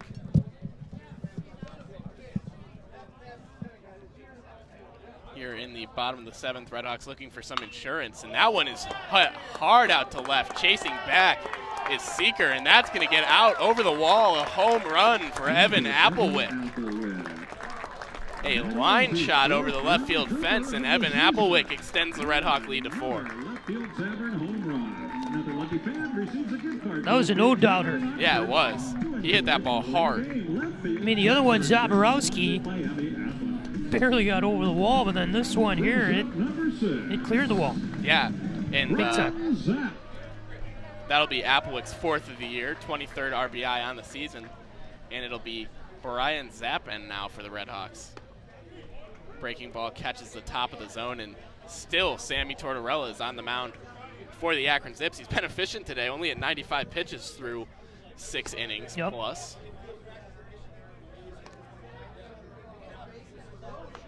First pitch, or the next pitch to Zap is a strike, so it's 1-1 to the RedHawk designated hitter. That one swung on and hit in the air, kind of into no man's land in center field, but Pennington's going to come on and squeeze for the out. First out of the inning, and Brian Zapp moves to 1 for 3 on the day.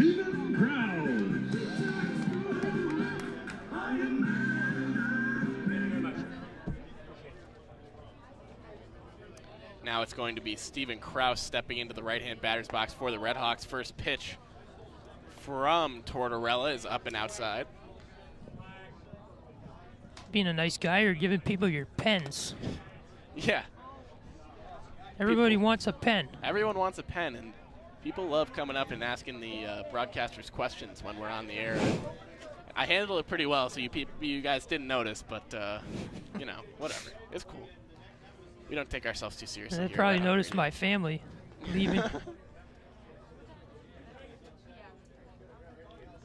Well, they're some of our greatest supporters, so, you know, they can do whatever they want. Is the next pitch in for a strike. Grounded wide of third base. Count 1-2.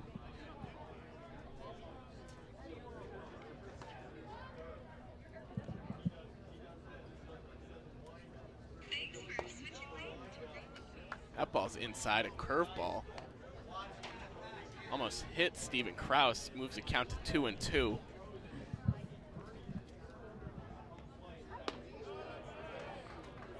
Another fastball low. I'm really glad that Sammy Tortorella's name is Tortorella. It's an easy one to remember. A few times today I've kind of been like, oh God, what's the pitcher's name I'm trying to say? And I remember, oh, Tortorella, easy. As Steven Krause fouls off a breaking ball. Count is full. No, I have not memorized them. I'll be very honest with you, and I'm looking down every time. Same here.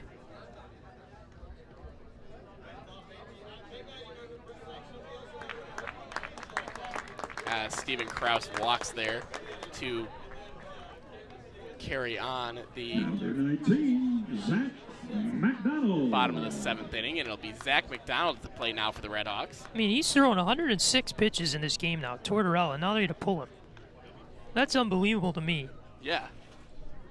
I mean, there's some reason why they left him in that long, but that's crazy to me. Yeah, and I mean, you don't see guys throw 100 that many pitches in pro ball anymore. I guess it's an issue that these teams face. They play 4 games in a weekend. They only got so many arms. Are they even going to pull Tortorella? Okay, yeah, they are going to pull Tortorella. I was gonna say, poor guy, jeez. It's been really beleaguered today.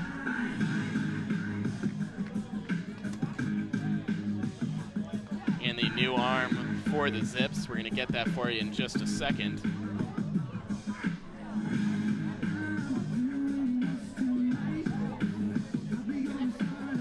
It's going to be Yasir Kahuk, the 5'11", redshirt junior righty. Cahook out of Cuyahoga Falls, Ohio, from Walsh Jesuit High School. Previously went to Toledo. Number 8, yes sir, Cahook.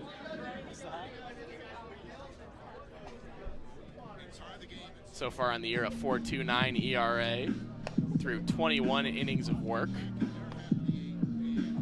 Only 7 strikeouts in 21 innings, so I guess doesn't have the nastiest stuff. Yeah. Cahook really kind of reaches behind him and flings it in there at a 3/4 arm angle.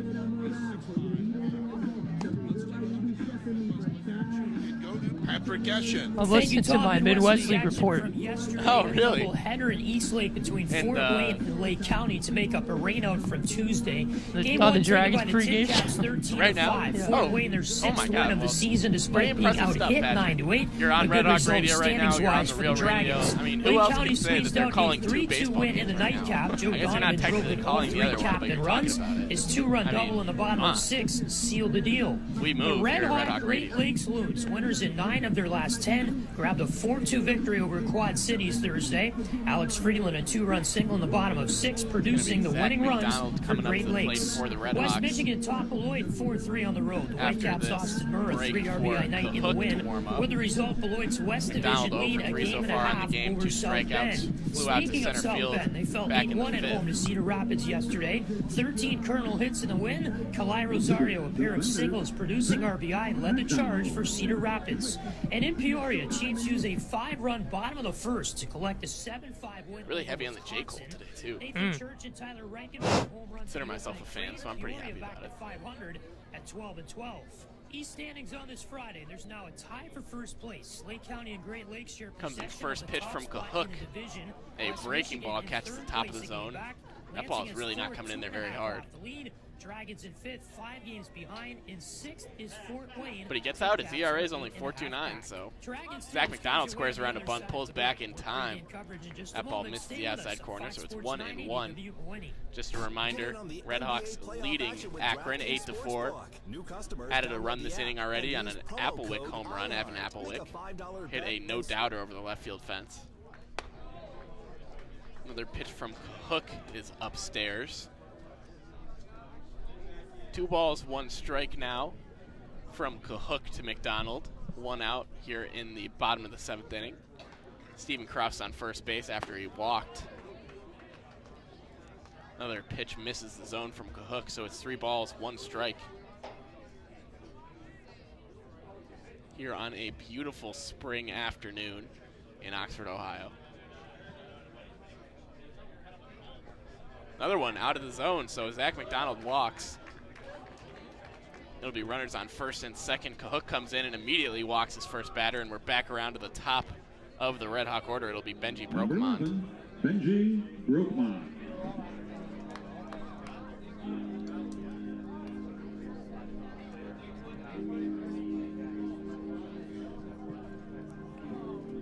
Chance for some insurance. That's right.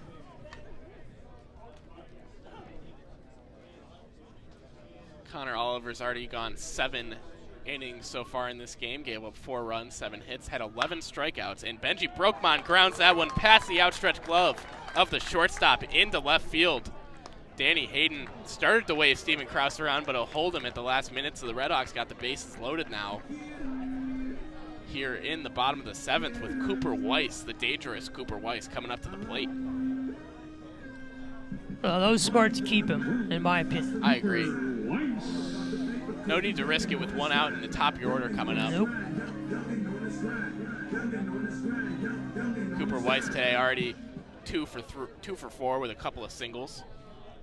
A couple of runs scored. Stole a base back in the first inning.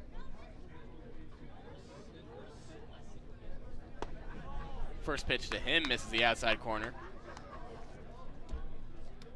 The fearsome Rylan Zaborowski waiting on deck, just a triple away from the cycle.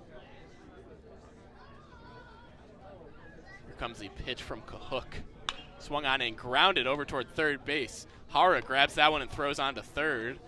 In time to get McDonald. The run will score in Krause, and it'll be runners on first and second for Cooper Weiss, who reaches on the fielder's choice. Stepping in next, number 15, Ryland Zaborowski.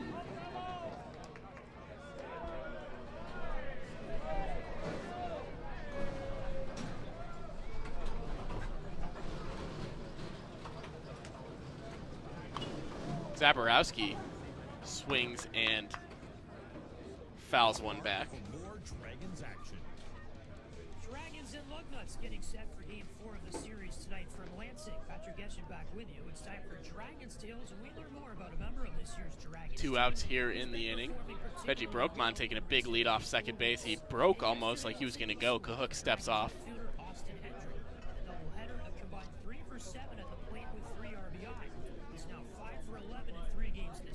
Evan Applewick started this one off with a long home run over the left field wall. And Zaborowski puts that one way up in the air.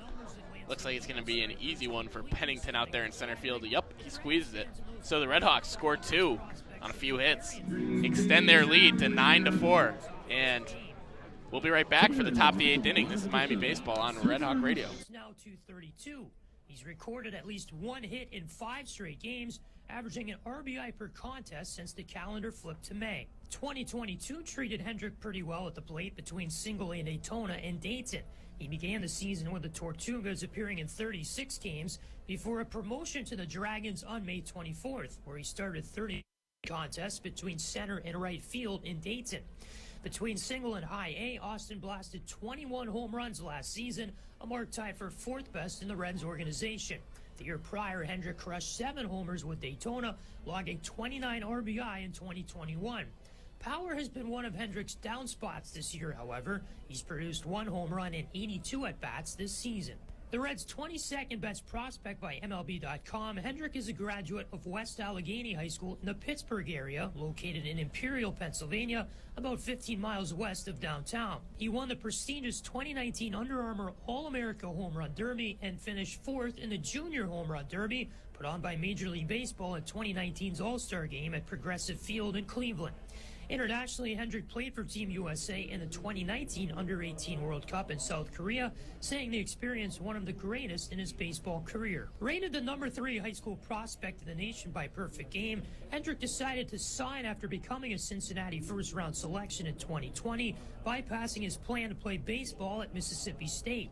He committed to the Bulldogs his freshman year at West Allegheny. Hendrick's hometown of Oakdale, Pennsylvania, also a Pittsburgh suburb, is pretty small. Population 1,500.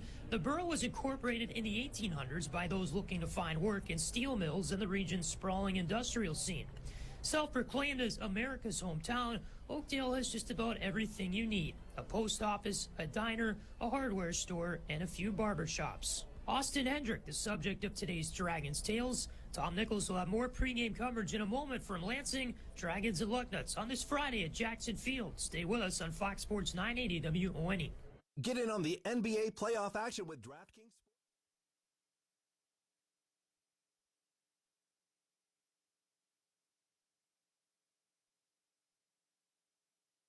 21 and over. Gambling.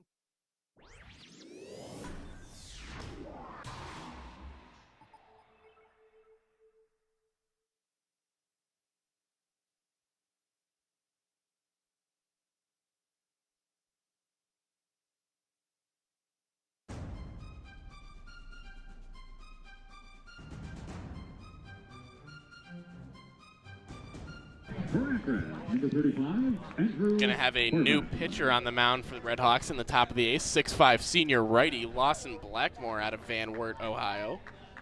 So far on the year, Blackmore in 19 1/3 innings of work has an ERA of 5.59, 31 strikeouts in those 19 innings, 13 walks.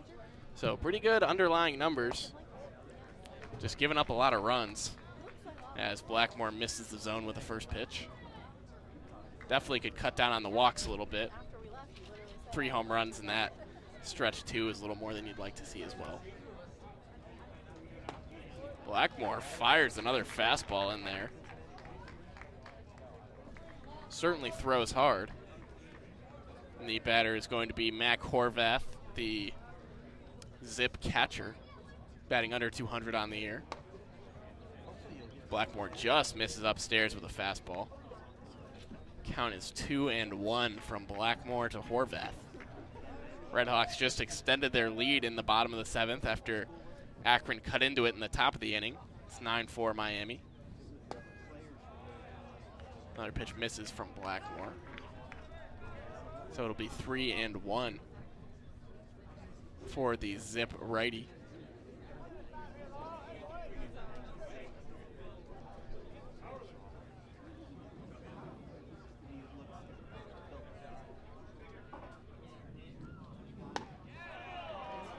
Another pitch just misses, so Blackmore around the zone but just can't quite find it.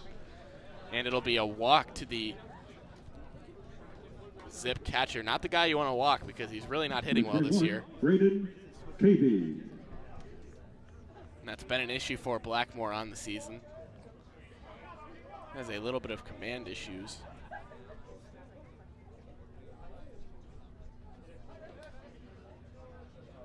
Now in the box for the Zips is Jake Cavey, who fouls that one off to the left side over toward the RedHawk bullpen.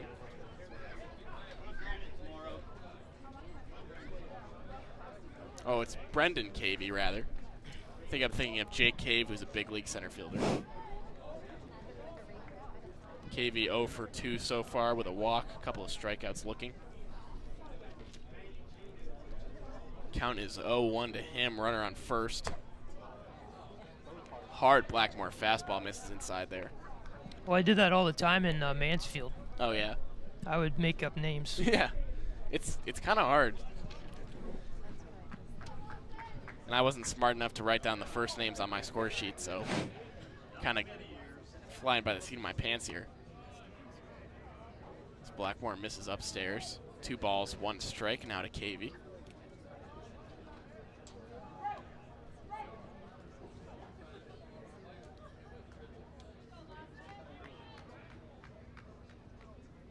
Comes a 2-1. Grounded over toward second base and out of the reach of Baker. And Horvath's going to stay at second. So a little seeing eye single there for Braden Cavey, rather. Number 6, Max Bowman. And it will be Max Bowman now for the Zips. Bowman 2 for 3 today, a single and a double. Also made a really bad play out in the field. Pop fly over toward first base, and he just lost it up in the air. As Blackmore finds the outside corner with a fastball. And Blackmore, really nasty stuff, just not the best command. Has trouble sometimes throwing strikes and has trouble kind of commanding it within the strike zone as well.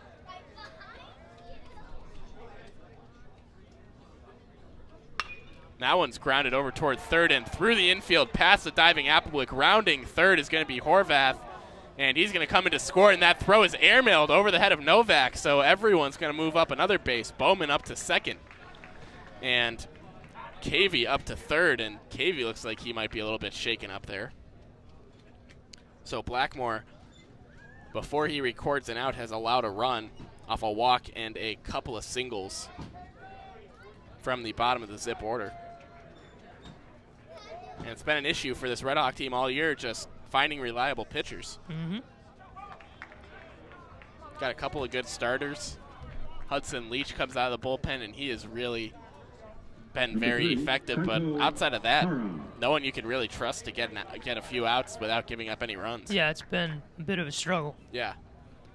We expected pitching to be one of the strengths of this team coming in, but just hasn't been, as Hara crowns one another seeing eye single into the outfield, and Cavey's going to come around to score. A throw in from Brokmond. He missed the cutoff, threw it all the way to home, even though the runner wasn't rounding third, so Hara makes it up to second base. Kind of a misplay there from Brokmond.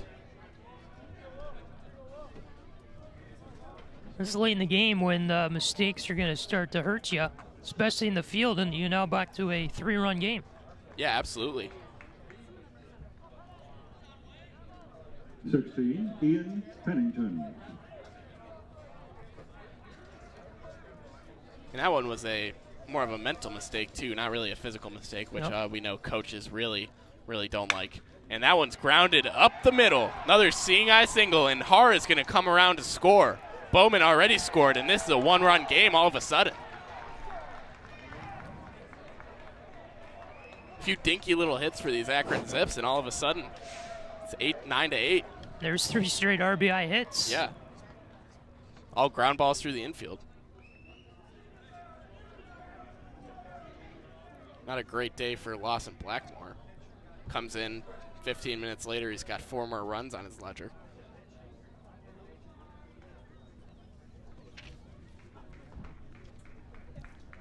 And the Red Hawk pitching coach is out there on the mound talking to Blackmore. Gesturing with his hands, shaking his head, doesn't look happy. Blackmore will stay in the game. Looks like we might have a... Nope, thought we were going to have a pinch hitter for the Zips, but we don't. Jack Firestone. So it'll be Jack Firestone coming up in a big spot. No outs. Runner on first base. The Zips have scored 4 runs in the top of the 8th as they try to retake the lead from the RedHawks, or take it for the first time. Lawson Blackmore still trying to get his first out, and he misses down there with a breaking ball. Pennington got a little bit far off first base there. Novak threw over to Zaborowski, but Pennington got back in plenty of time.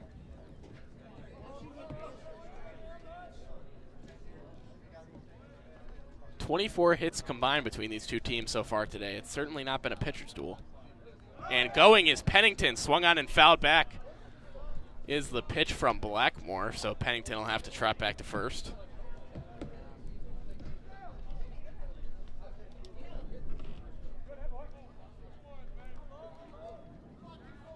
And I remember this last year. I wrote a few stories where I was starting to call this Miami baseball team the Cardiac Hawks, because they're not for the faint of heart. No lead is safe for their leads or opponents' leads.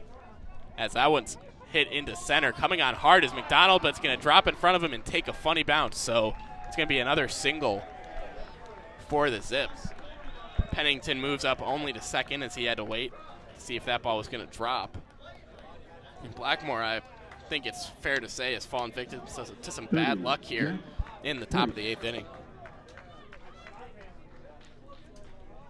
You know what our friend Mike Wolf will be saying right now? I didn't take my heart medicine today. And that's why Mike only goes to the basketball games. So 5 straight hits for the Zips now. And squaring around to bunt, he puts one down, is the 3rd hitter. That's Poise, Lawson Blackmore. Really nice play there. Fields it, turns around a strike over to third base, so the bunt fails.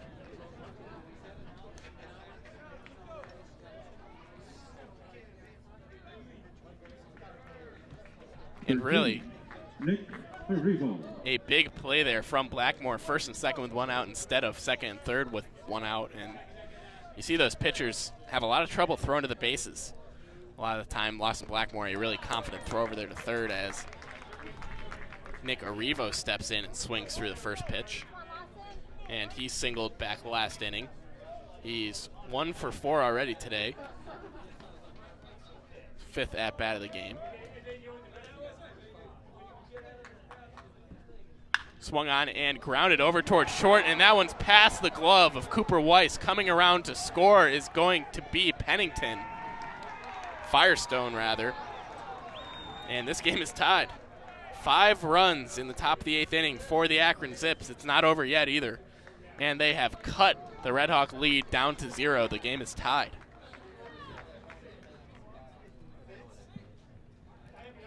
Number 9, Sam Seeker. And that's going to be ruled a single. I'm not surprised because Cooper Weiss didn't touch it, but certainly could have played that one better. Tried to go for it on the backhand instead of getting in front of it, which I know my grandpa would have been not too happy with.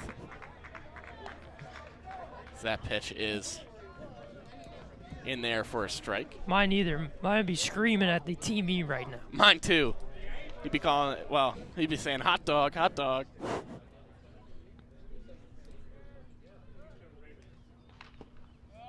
As that ball is in the dirt, or the turf, I guess you could say. And it's 1-1 from Blackmore. to Seeker. That's all he said was hot dog? Well, not really, but he would have been saying, you know, that's a hot dog play. You got to get in front of that ball. As Seeker grounds that one past first base. See, mine would be saying a lot worse stuff.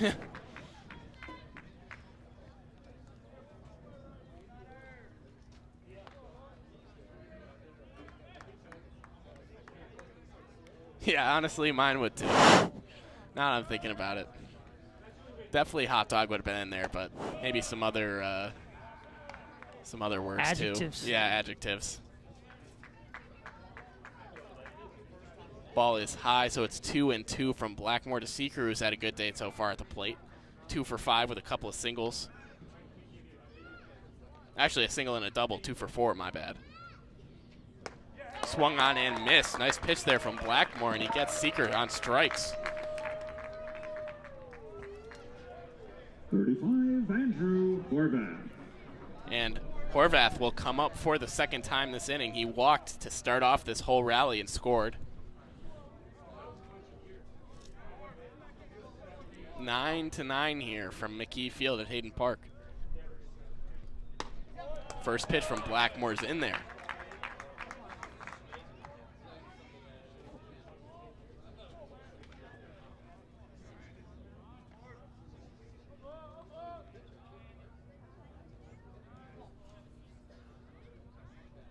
Comes the 0-1. Swung on and missed by Horvath.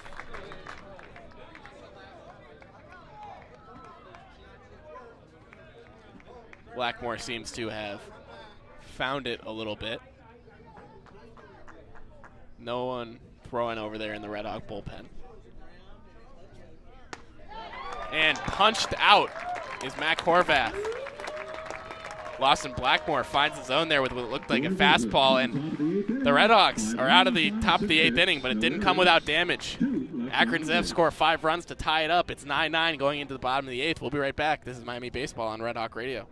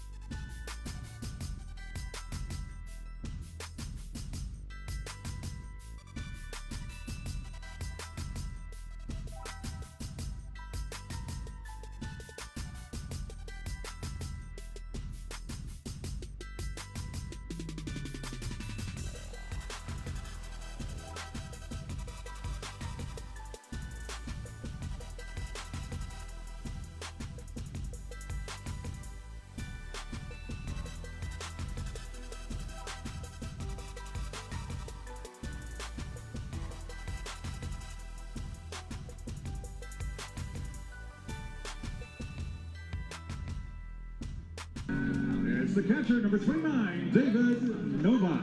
And we're back now for the bottom of the 8th inning. If you're just joining us, the Red Hawks gave up 5 runs in the top of the 8th on a bunch of ground ball singles and 1 pop fly single that fell in front of center fielder Zach McDonald. So they went into it with a 9-4 lead. They came out of it with no lead. The game's tied 9-9 now, and it'll be Dylan Novak stepping up to the plate to start the bottom of the 8th as the Red Hawks look to reclaim the lead. First pitch to him was a ball. Here comes the next one. That one swung on and hit out toward left field. I believe we have a new pitcher on for Akron. That's going to be Gillies. They decided to go away from Yasir after they closed the gap, as the next pitch to Novak is fouled off. And Gillies certainly throwing a lot harder than Yasir was. Emmett Gillies, a 6'3" freshman from Columbus, went to high school at Hartley. Comes the 1-2 pitch to Novak. That one's in the dirt. And so far on the year, Gillies with a 5.63 ERA and 38 and a third innings pitched, 37 strikeouts. Here comes the 2-2 from Gillies to Novak. Swung on and bounced out toward Gillies. That's going to be a tough play. He barehands it, throws on to first, but Bowman not able to grab that one. Bowman's second tough play of the game, and David Novak's going to reach first. Be interested to see if they rule that one a hit or an error. Either way, that's going to be a very nice break for the RedHawks. Error by the first baseman. E6, or E3. It's been a long game. Baker.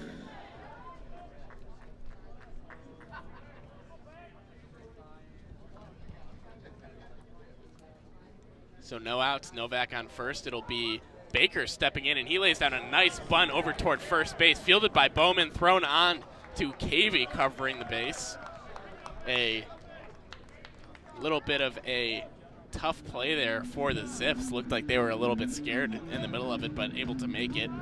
And Novak's going to move up to second with Applewick coming up, who homered back in the 7th. 60, Evan Applewick.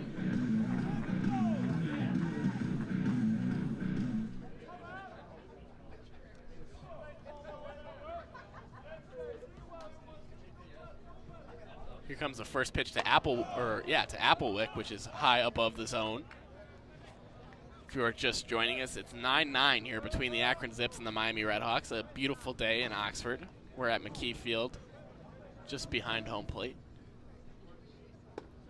Next pitch is a strike. Fastball catches the bottom half of the zone. Count 1-1 to the RedHawk third baseman, who already hit a home run today and a double.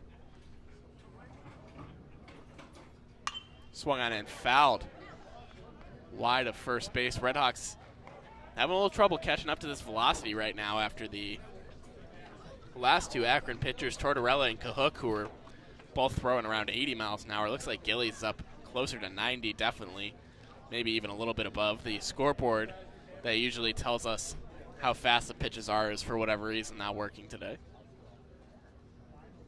Comes another pitch from Gillies. That one's skied out towards center field. Pennington is going to settle under it and make an easy play. So 2 outs for the RedHawks. In the bottom of the 8th inning, they're looking to reclaim the lead. It'll be Brian Zapp stepping up to the plate. Brian Zapp.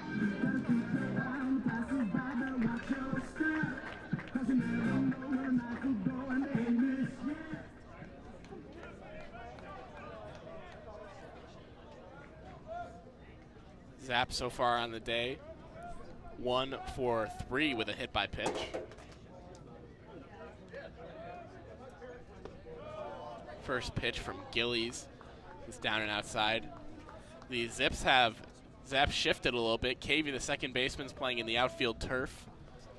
And Hara, the shortstop's playing almost directly behind second base, a little bit to the third base side. Comes a pitch from Gillies. That one's outside. So 2 balls, no strikes to the RedHawk designated hitter. It's been an interesting line score today. RedHawks scored 5 in the 5th, 2 in the 7th to take a 9-4 lead, and then Akron scored 1 in the 5th, 1 in the 6th, 1 in the 7th, and 5 in the 8th. As another pitch misses to Zapp.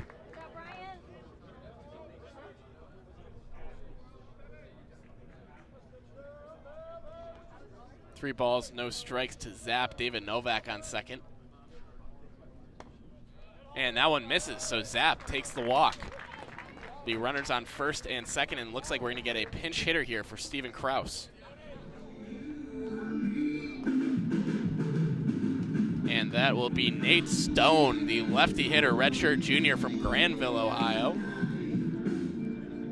Stone so far on the year hitting 162. And Stone, who had such a promising freshman season, hit 271 and 166 at-bats, is just really struggling to start this year for the RedHawks. But they're going to go to him now and hope that he's able to push that run across, maybe even two.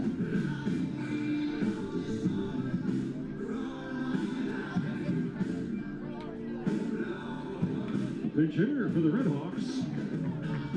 Stepping in, it's number 36, Nate Stone. Stone so far on the year, 2 homers, 12 RBIs. Getting on base at a 31.5% clip, so that's not too bad. Here comes the pitch. That one's down low.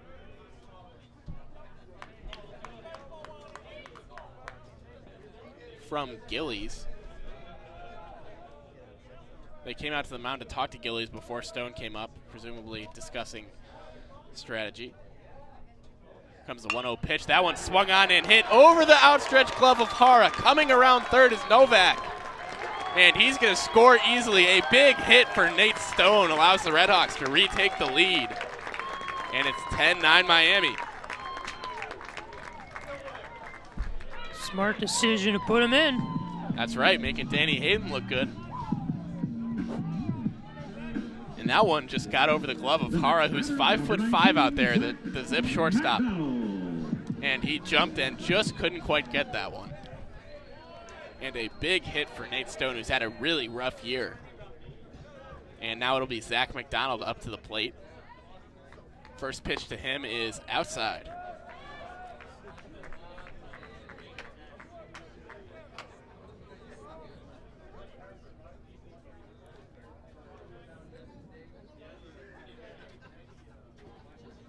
Comes another pitch from Gillies. That one's grounded down the third baseline, just foul. That one could have rolled forever. A huge hit from Nate Stone there in the bottom of the 8th inning. Gives the RedHawks back the lead.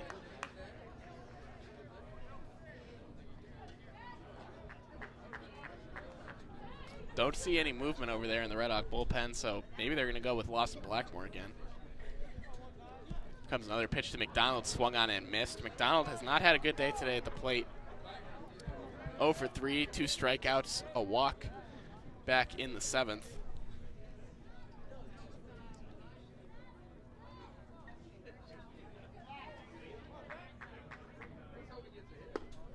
Next pitch just misses the outside corner. 2 balls, 2 strikes, and that error back in at the start of this inning from Cooper Bowman over at first for the Zips really coming back to bite Akron. Yeah.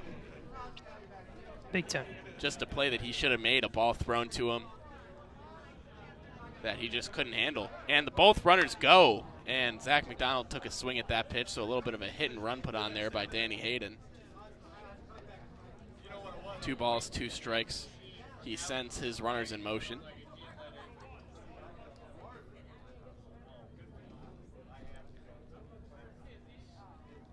Nate Stone just had that huge RBI single to retake the lead for the RedHawks after the Zips scored 5 to tie it up in the top of the 8th inning. We're in the bottom of the 8th now. 2 balls, 2 strikes to Zach McDonald. Here comes another pitch, swung on and missed. That one gets away from the catcher a little bit, but Horvath corrals it, throws on to first, and the RedHawks are retired, but not before they can retake the lead. We'll be back for the top of the 9th inning, see if they can hold on to it. 10-9 RedHawks. This is Miami Baseball on RedHawk Radio.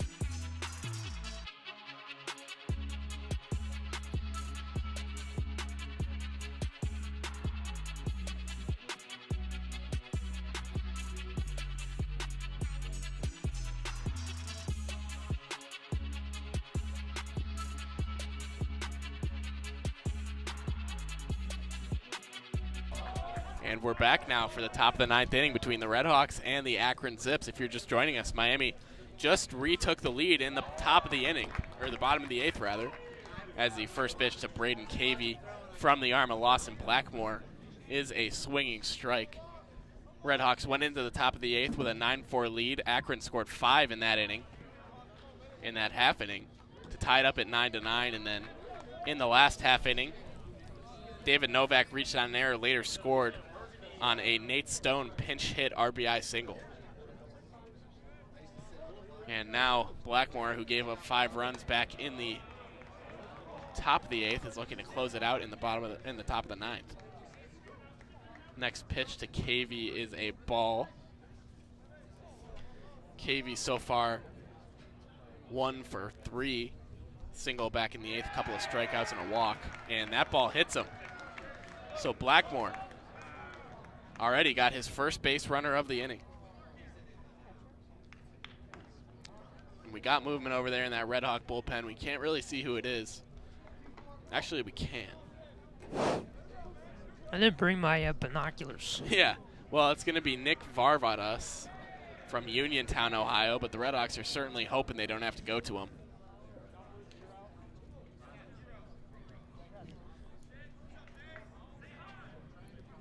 And last inning, Blackmore gave up 5 runs, but he didn't really give up any particularly hard-hit balls. It was all ground ball singles through the infield and then 1 fly ball that dropped in front of Zach McDonald.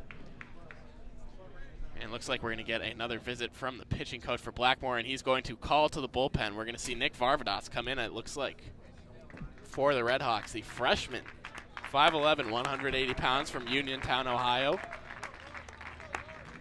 out of North Canton Hoover High School. And so far on the year, a 4.82 ERA and 37 1/3 innings of work, 34 strikeouts in those 37 1/3 innings, 16 walks, 2 home runs. A big spot here for the freshman. And taking the ball to pitch in relief for the RedHawks, it is left-hander, number 8, Nick Varvadas.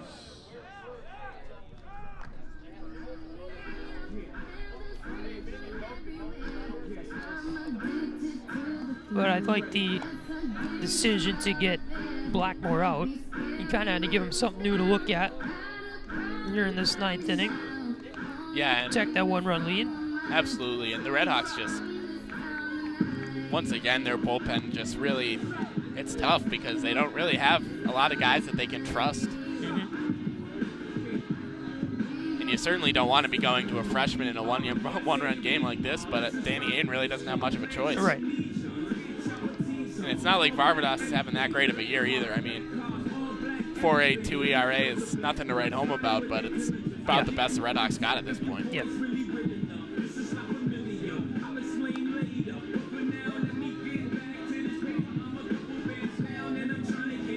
Decent crowd still here.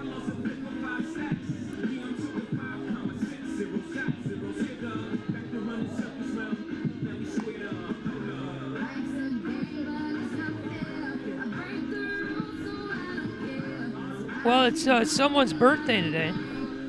That's right. Happy birthday. Thank you very much. I'm 21 today. Really? Yeah, 21. I didn't know that. 21 years old. Hard to believe.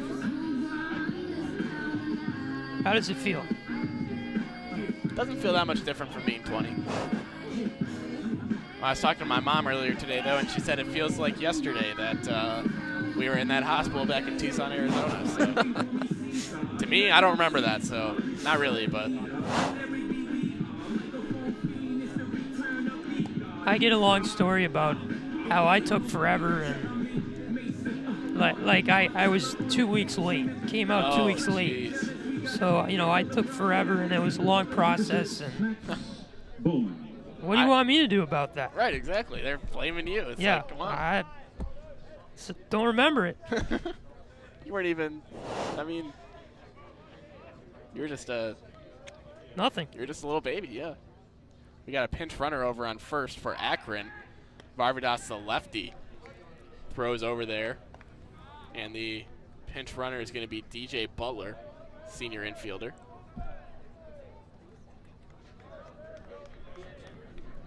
Into the plate is Bowman. First pitch to him is a strike. Nice pitch from Varvadas there. Catches the outside corner to the righty in Bowman. And Bowman today is having a real good day at the plate. Not so much in the field, but he's 3 for 4 with 2 singles and a double. Would be a big out, and he hits that one out towards center field high. Zach McDonald looks like he's settled under that one, and he'll squeeze for the out. A big one there for Varvadas. And that will bring up Kaito Hara. Number 3, Kaito Hara. Another guy who's had a pretty good day at the plate today. 1 for 3 with a single. Scored a run back in the 8th, also walked.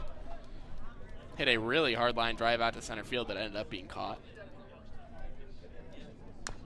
And that one's fouled off, back out of play. So it's 0-1 to Hara.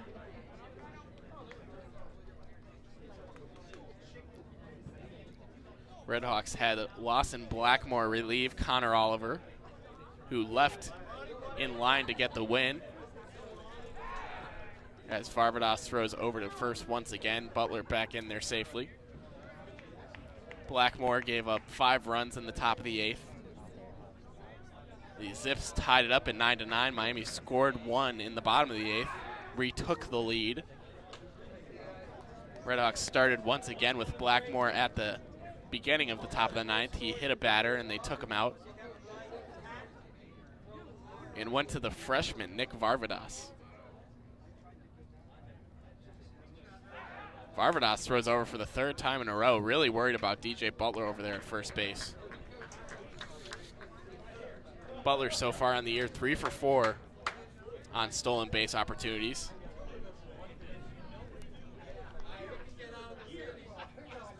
Here comes the 0-1 from Varvadas. And Butler takes off for second. Throw from Novak, not going to be in time, and he also dropped the ball. Butler did. Or Baker, rather. Butler was the runner. So the Zips have a runner on second base here. 1 ball, 1 strike, 1 out. Redhawks up by 1 in the top of the 9th. Looking to close it out as the freshman, Nick Varvadas. DJ Butler on second base. Kaito Hara at the plate. The righty batter versus the lefty hurler. And Butler dancing off second base rather. That one's hit into the air, coming on hard is Benji Brokman. He's going to grab it. Butler hangs tight at second base. A nice throw by Brokman, hits the cutoff. And there'll be 2 outs. 2 outs in the top of the 9th inning. Redhawks 1 out away from closing this thing out. Nick Varvadas, the freshman, looking to do it for Miami. 16, Ian Pennington.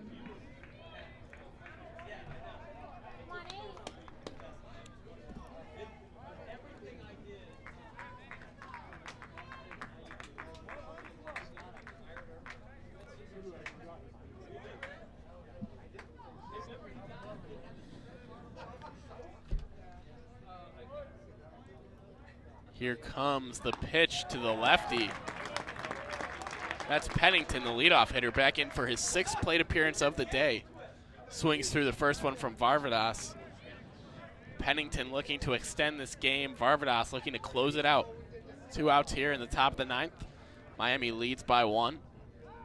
It's been a roller coaster of an affair here from Oxford, as Varvadas misses the zone with a ball. Brings the count to 1-1.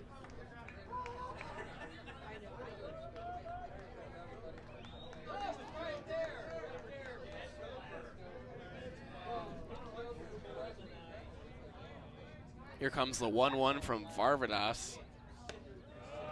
Ball is outside.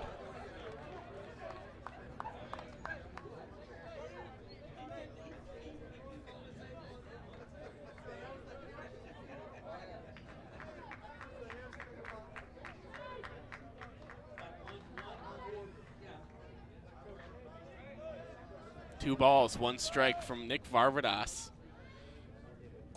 2. Pennington misses the zone once again. Got a base open here. It's 3-1. here in the top of the 9th. RedHawks leading by 1. Just retook the lead back in the bottom of the 8th with 1 run off a RBI single, pinch hit single from Nate Stone. All right, here comes the 3-1 from Varvadas. Another one outside, so he walks Pennington. Had a base open, so it's not a huge deal, but still not ideal. 44, Jack Firestone. Runners on first and second now for Jack Firestone stepping into the box. He's 2 for 4 today, 2 for 5 rather. Couple of singles, couple of strikeouts. The lefty Varvadas pitching to the lefty Firestone. Looking to close this one out. It's been a roller coaster, like I said. A breaking ball misses the top of the zone. RedHawk faithful not happy with that one. Dylan Novak turns around and says a couple of words to the umpire. That's Craig McCarty behind home plate. First game of this weekend series between the RedHawks and the Zips. Miami looking to close out a win. Varvadas just misses the outside corner with a fastball. 2-0 from the freshman lefty.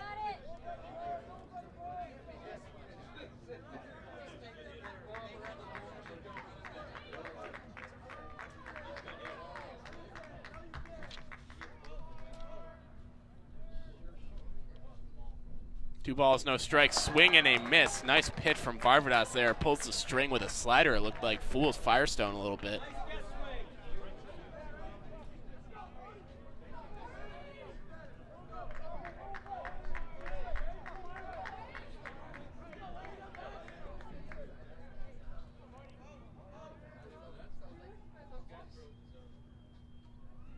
Here comes the 2-1 pitch. Swung on and missed by Firestone, and the RedHawks are 1 strike away from closing out a win.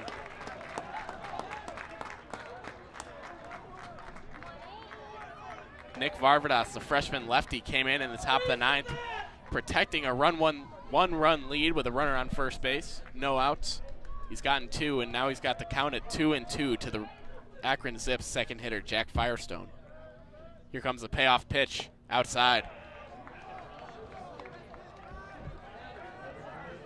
Really a non-competitive pitch there.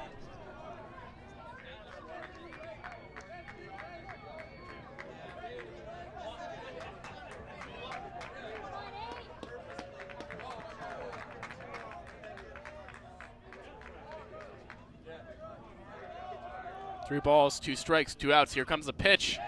And the runners are on the move, but it won't matter. That ball was outside the zone, and Jack Firestone will trot down to first. No one up in the RedHawk bullpen. 30, Jack Boyce. And now the bases are loaded.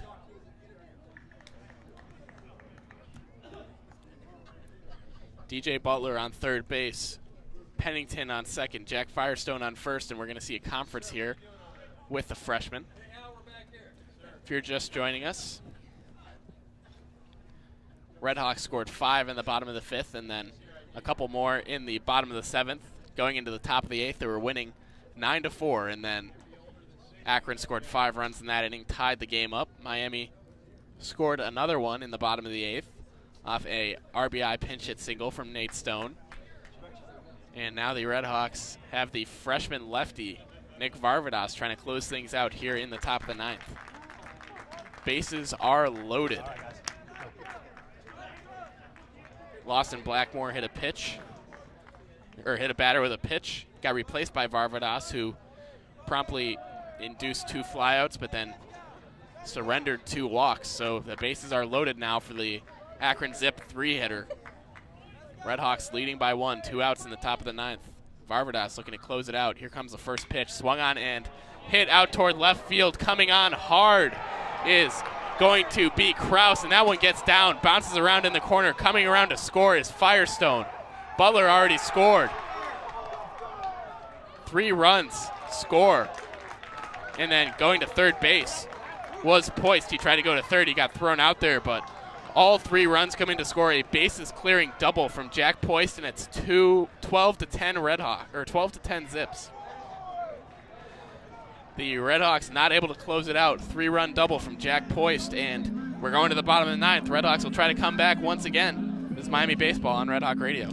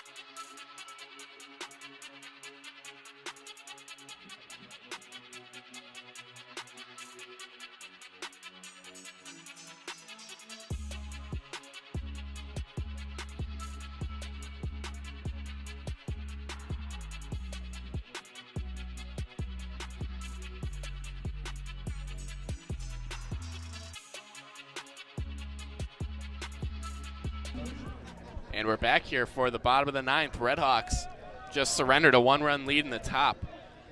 And the Akron Zips now lead 12-10. Coming up to the plate is Benji Brokmond. And McKie is still on the mound for the Zips.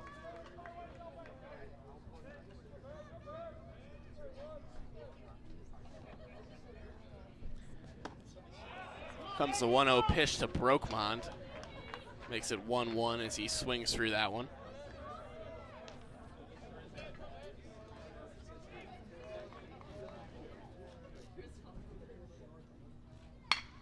That one's hit over towards second base and through into the outfield past the sliding DJ Butler. And Brokmond reaches, so the RedHawks have some life here in the bottom of the 9th inning. And it'll be the dangerous Cooper Weiss stepping up to the plate for Miami. That's Brokmond's 4th hit of the day. He's 4 for 6 now. Cooper Weiss.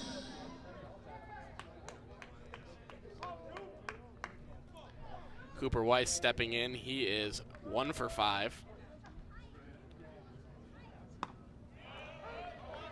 Called strike there from Gillies. The tying run is at the plate.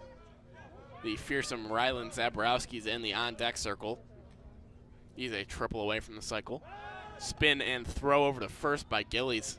Brokmond dives in there safely.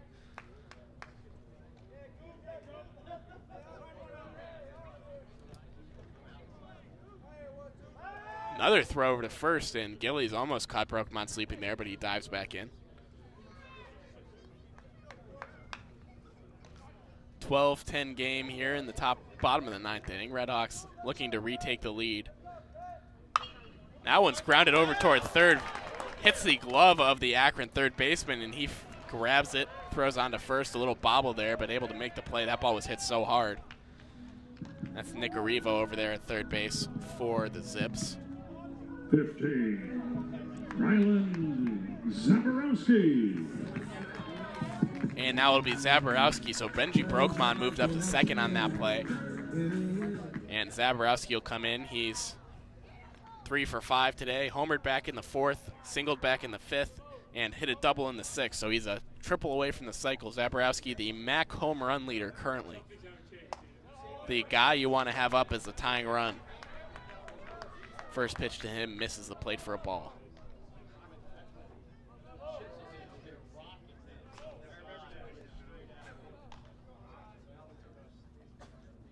(12-10) Akron.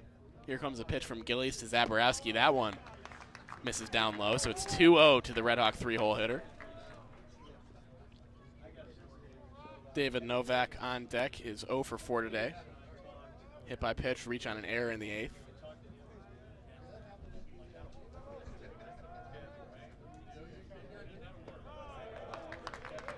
Another one misses, so it's 3-0 to Zaborowski. Benji Brokemond on second. 3 balls, no strikes to the RedHawks' best hitter. At least their best power hitter. And another one misses, so Zaborowski draws a walk. Coming to the plate, number 29, David Novak. And it'll be David Novak up now for the RedHawks. We just said 0 for 4 today.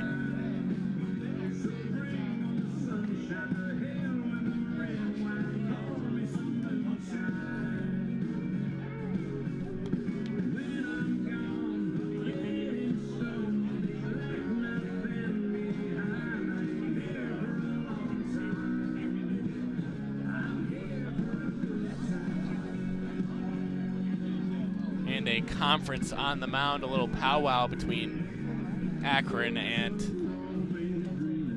Akron's pitching coach and Emmett Gillies.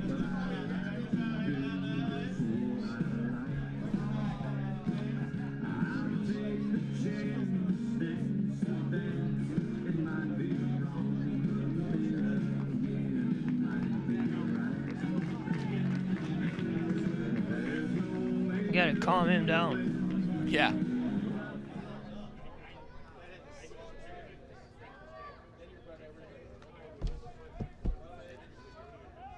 So David Novak will step into the plate. Emmett Gillies will see if he is or is not, in fact, calmed down by that mound visit. And that one is ripped out to left field. Chasing over is going to be Seeker, and that one bounces fair into scores. Brokemond coming around to score. Zaborowski, he's going to slide in safely. And a huge RBI double from David Novak, and this game is tied. Novak hit a weird little dance move out on second base, stuck his butt out. But I guess when you tie the game up with a big double like that, you can do what you want to do. And if the RedHawks win this one, it's going to be via walk-off. Yep. Left field's been the favorite spot for everybody to go today. That's right, and that was a perfectly placed ball. I feel like we've seen that one a couple times already today.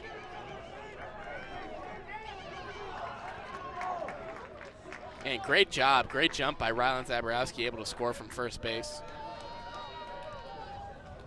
And I said it earlier, he's not the most fleet of foot, but he was moving out there, the big man. Yeah. And it'll be Baker once again for the RedHawks so far on the game. 2 for 4 with a single, a double, and a sacrifice bunt.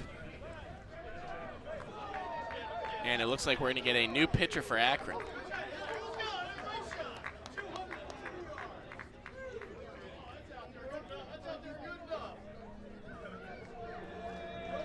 And we're going to take a quick break, and then we'll be right back. It's Miami Baseball on Red Hawk Radio. Redhawks just tied it up here in the bottom of the ninth.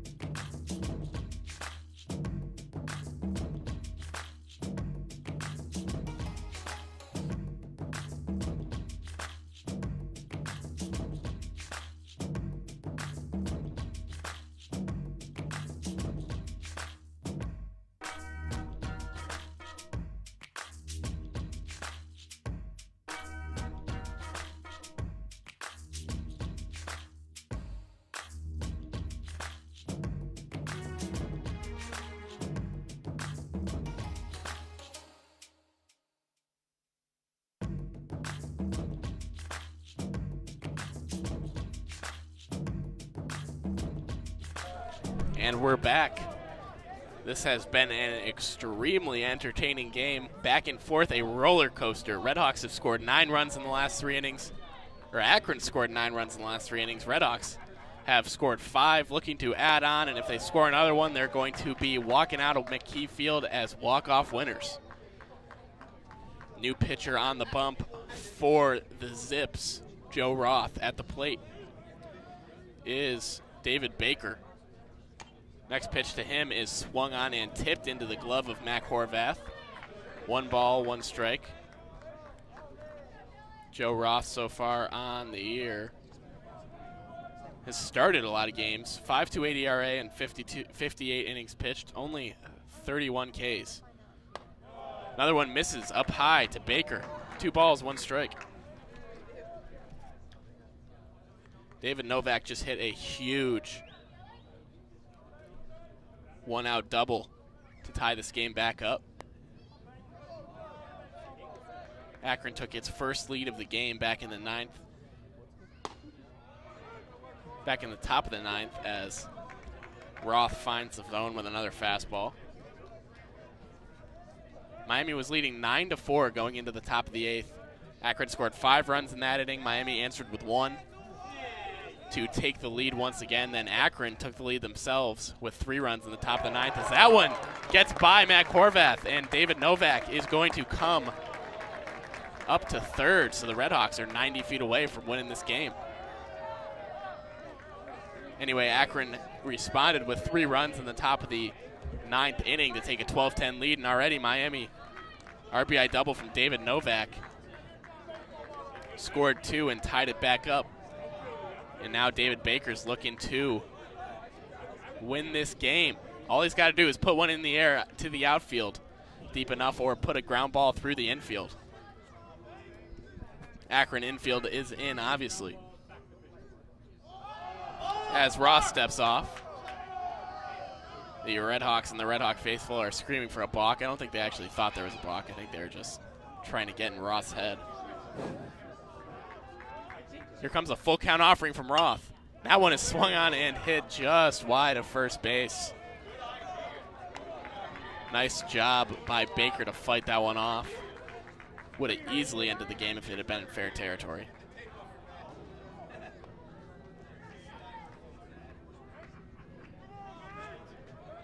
Another full count pitch from Roth to Baker. Roth, the freshman. Swung on and lined into left field, and the RedHawks are going to win this one. RBI single, a walk-off from David Baker. And he's mobbed by his teammate. That scores David Novak, and the RedHawks win. And they head straight for the McKie Fieldhouse. Somebody's over there dumping Gatorade on everybody. Just threw the Gatorade bucket at someone. A huge RBI single there from David Baker and Dylan Baker, sorry. Geez, he just walked it off. I've been calling the wrong name, but Dylan Baker walks it off for the RedHawks. A big single into left field, and Miami wins a roller coaster of a game, 13-12. Way to finish. Back and forth we went. Pitching wasn't the best today. I think you could see on either side. There was only 4 half innings in this game, 5 half innings where there was no run scored. But a RedHawk team, Jack, that found a way to get it done, that's for sure. And Dylan Baker, the hero, with the RedHawks down by 2 going into the bottom of the 9th, they found a way to make this a win today. 3-run bottom of 9, and Baker, the hero. Good hitting bull by Novak and Baker to close out this game and get the win for the RedHawks. Yeah, it really was, and what a game we just saw. I mean, back and forth, the last few innings were high drama. Benji Brokemond had a great game, 4 for 6. Ron Zaborowski, 3 for 5, was a AAA from the cycle. Dylan Baker, 3 for 5, had that huge walk-off RBI single. That's his 3rd RBI of the game. Evan Applewick hit a bomb over the left field fence. Connor Oliver had a pretty good game on the mound, 10 strikeouts, 3 earned runs. Lawson Blackmore gave up 6 earned runs in 1 inning, so not too great from him. And Varvadas came in and gave up 2 earned runs as well. So like you said, Patrick, not great pitching all around, but a win at the end of the day. That's all that matters. Yep. And these teams will be back on McKie Field tomorrow. It's hard to believe because I'm exhausted after this game, but they'll be back here at McKie Field tomorrow for only one game, at least, at 3 p.m., and then again on Sunday at 1. So a lot of really good baseball likely coming out of these RedHawks for the rest of the weekend. Yep, and Luke West Poley will be on the call of that Saturday game tomorrow, and then Luke and Andrew Relvis, I think, are doing Sunday as well. So both of them can catch them here on Red Hawk Radio, 3 o'clock tomorrow and 1 o'clock Sunday. Very good. So the RedHawks are walk-off winners, 13-12 over the Akron Zips on this beautiful Friday afternoon from Oxford, Ohio. Thank you for tuning in, and this has been a presentation of Miami Baseball on Red Hawk Radio. See ya. See ya.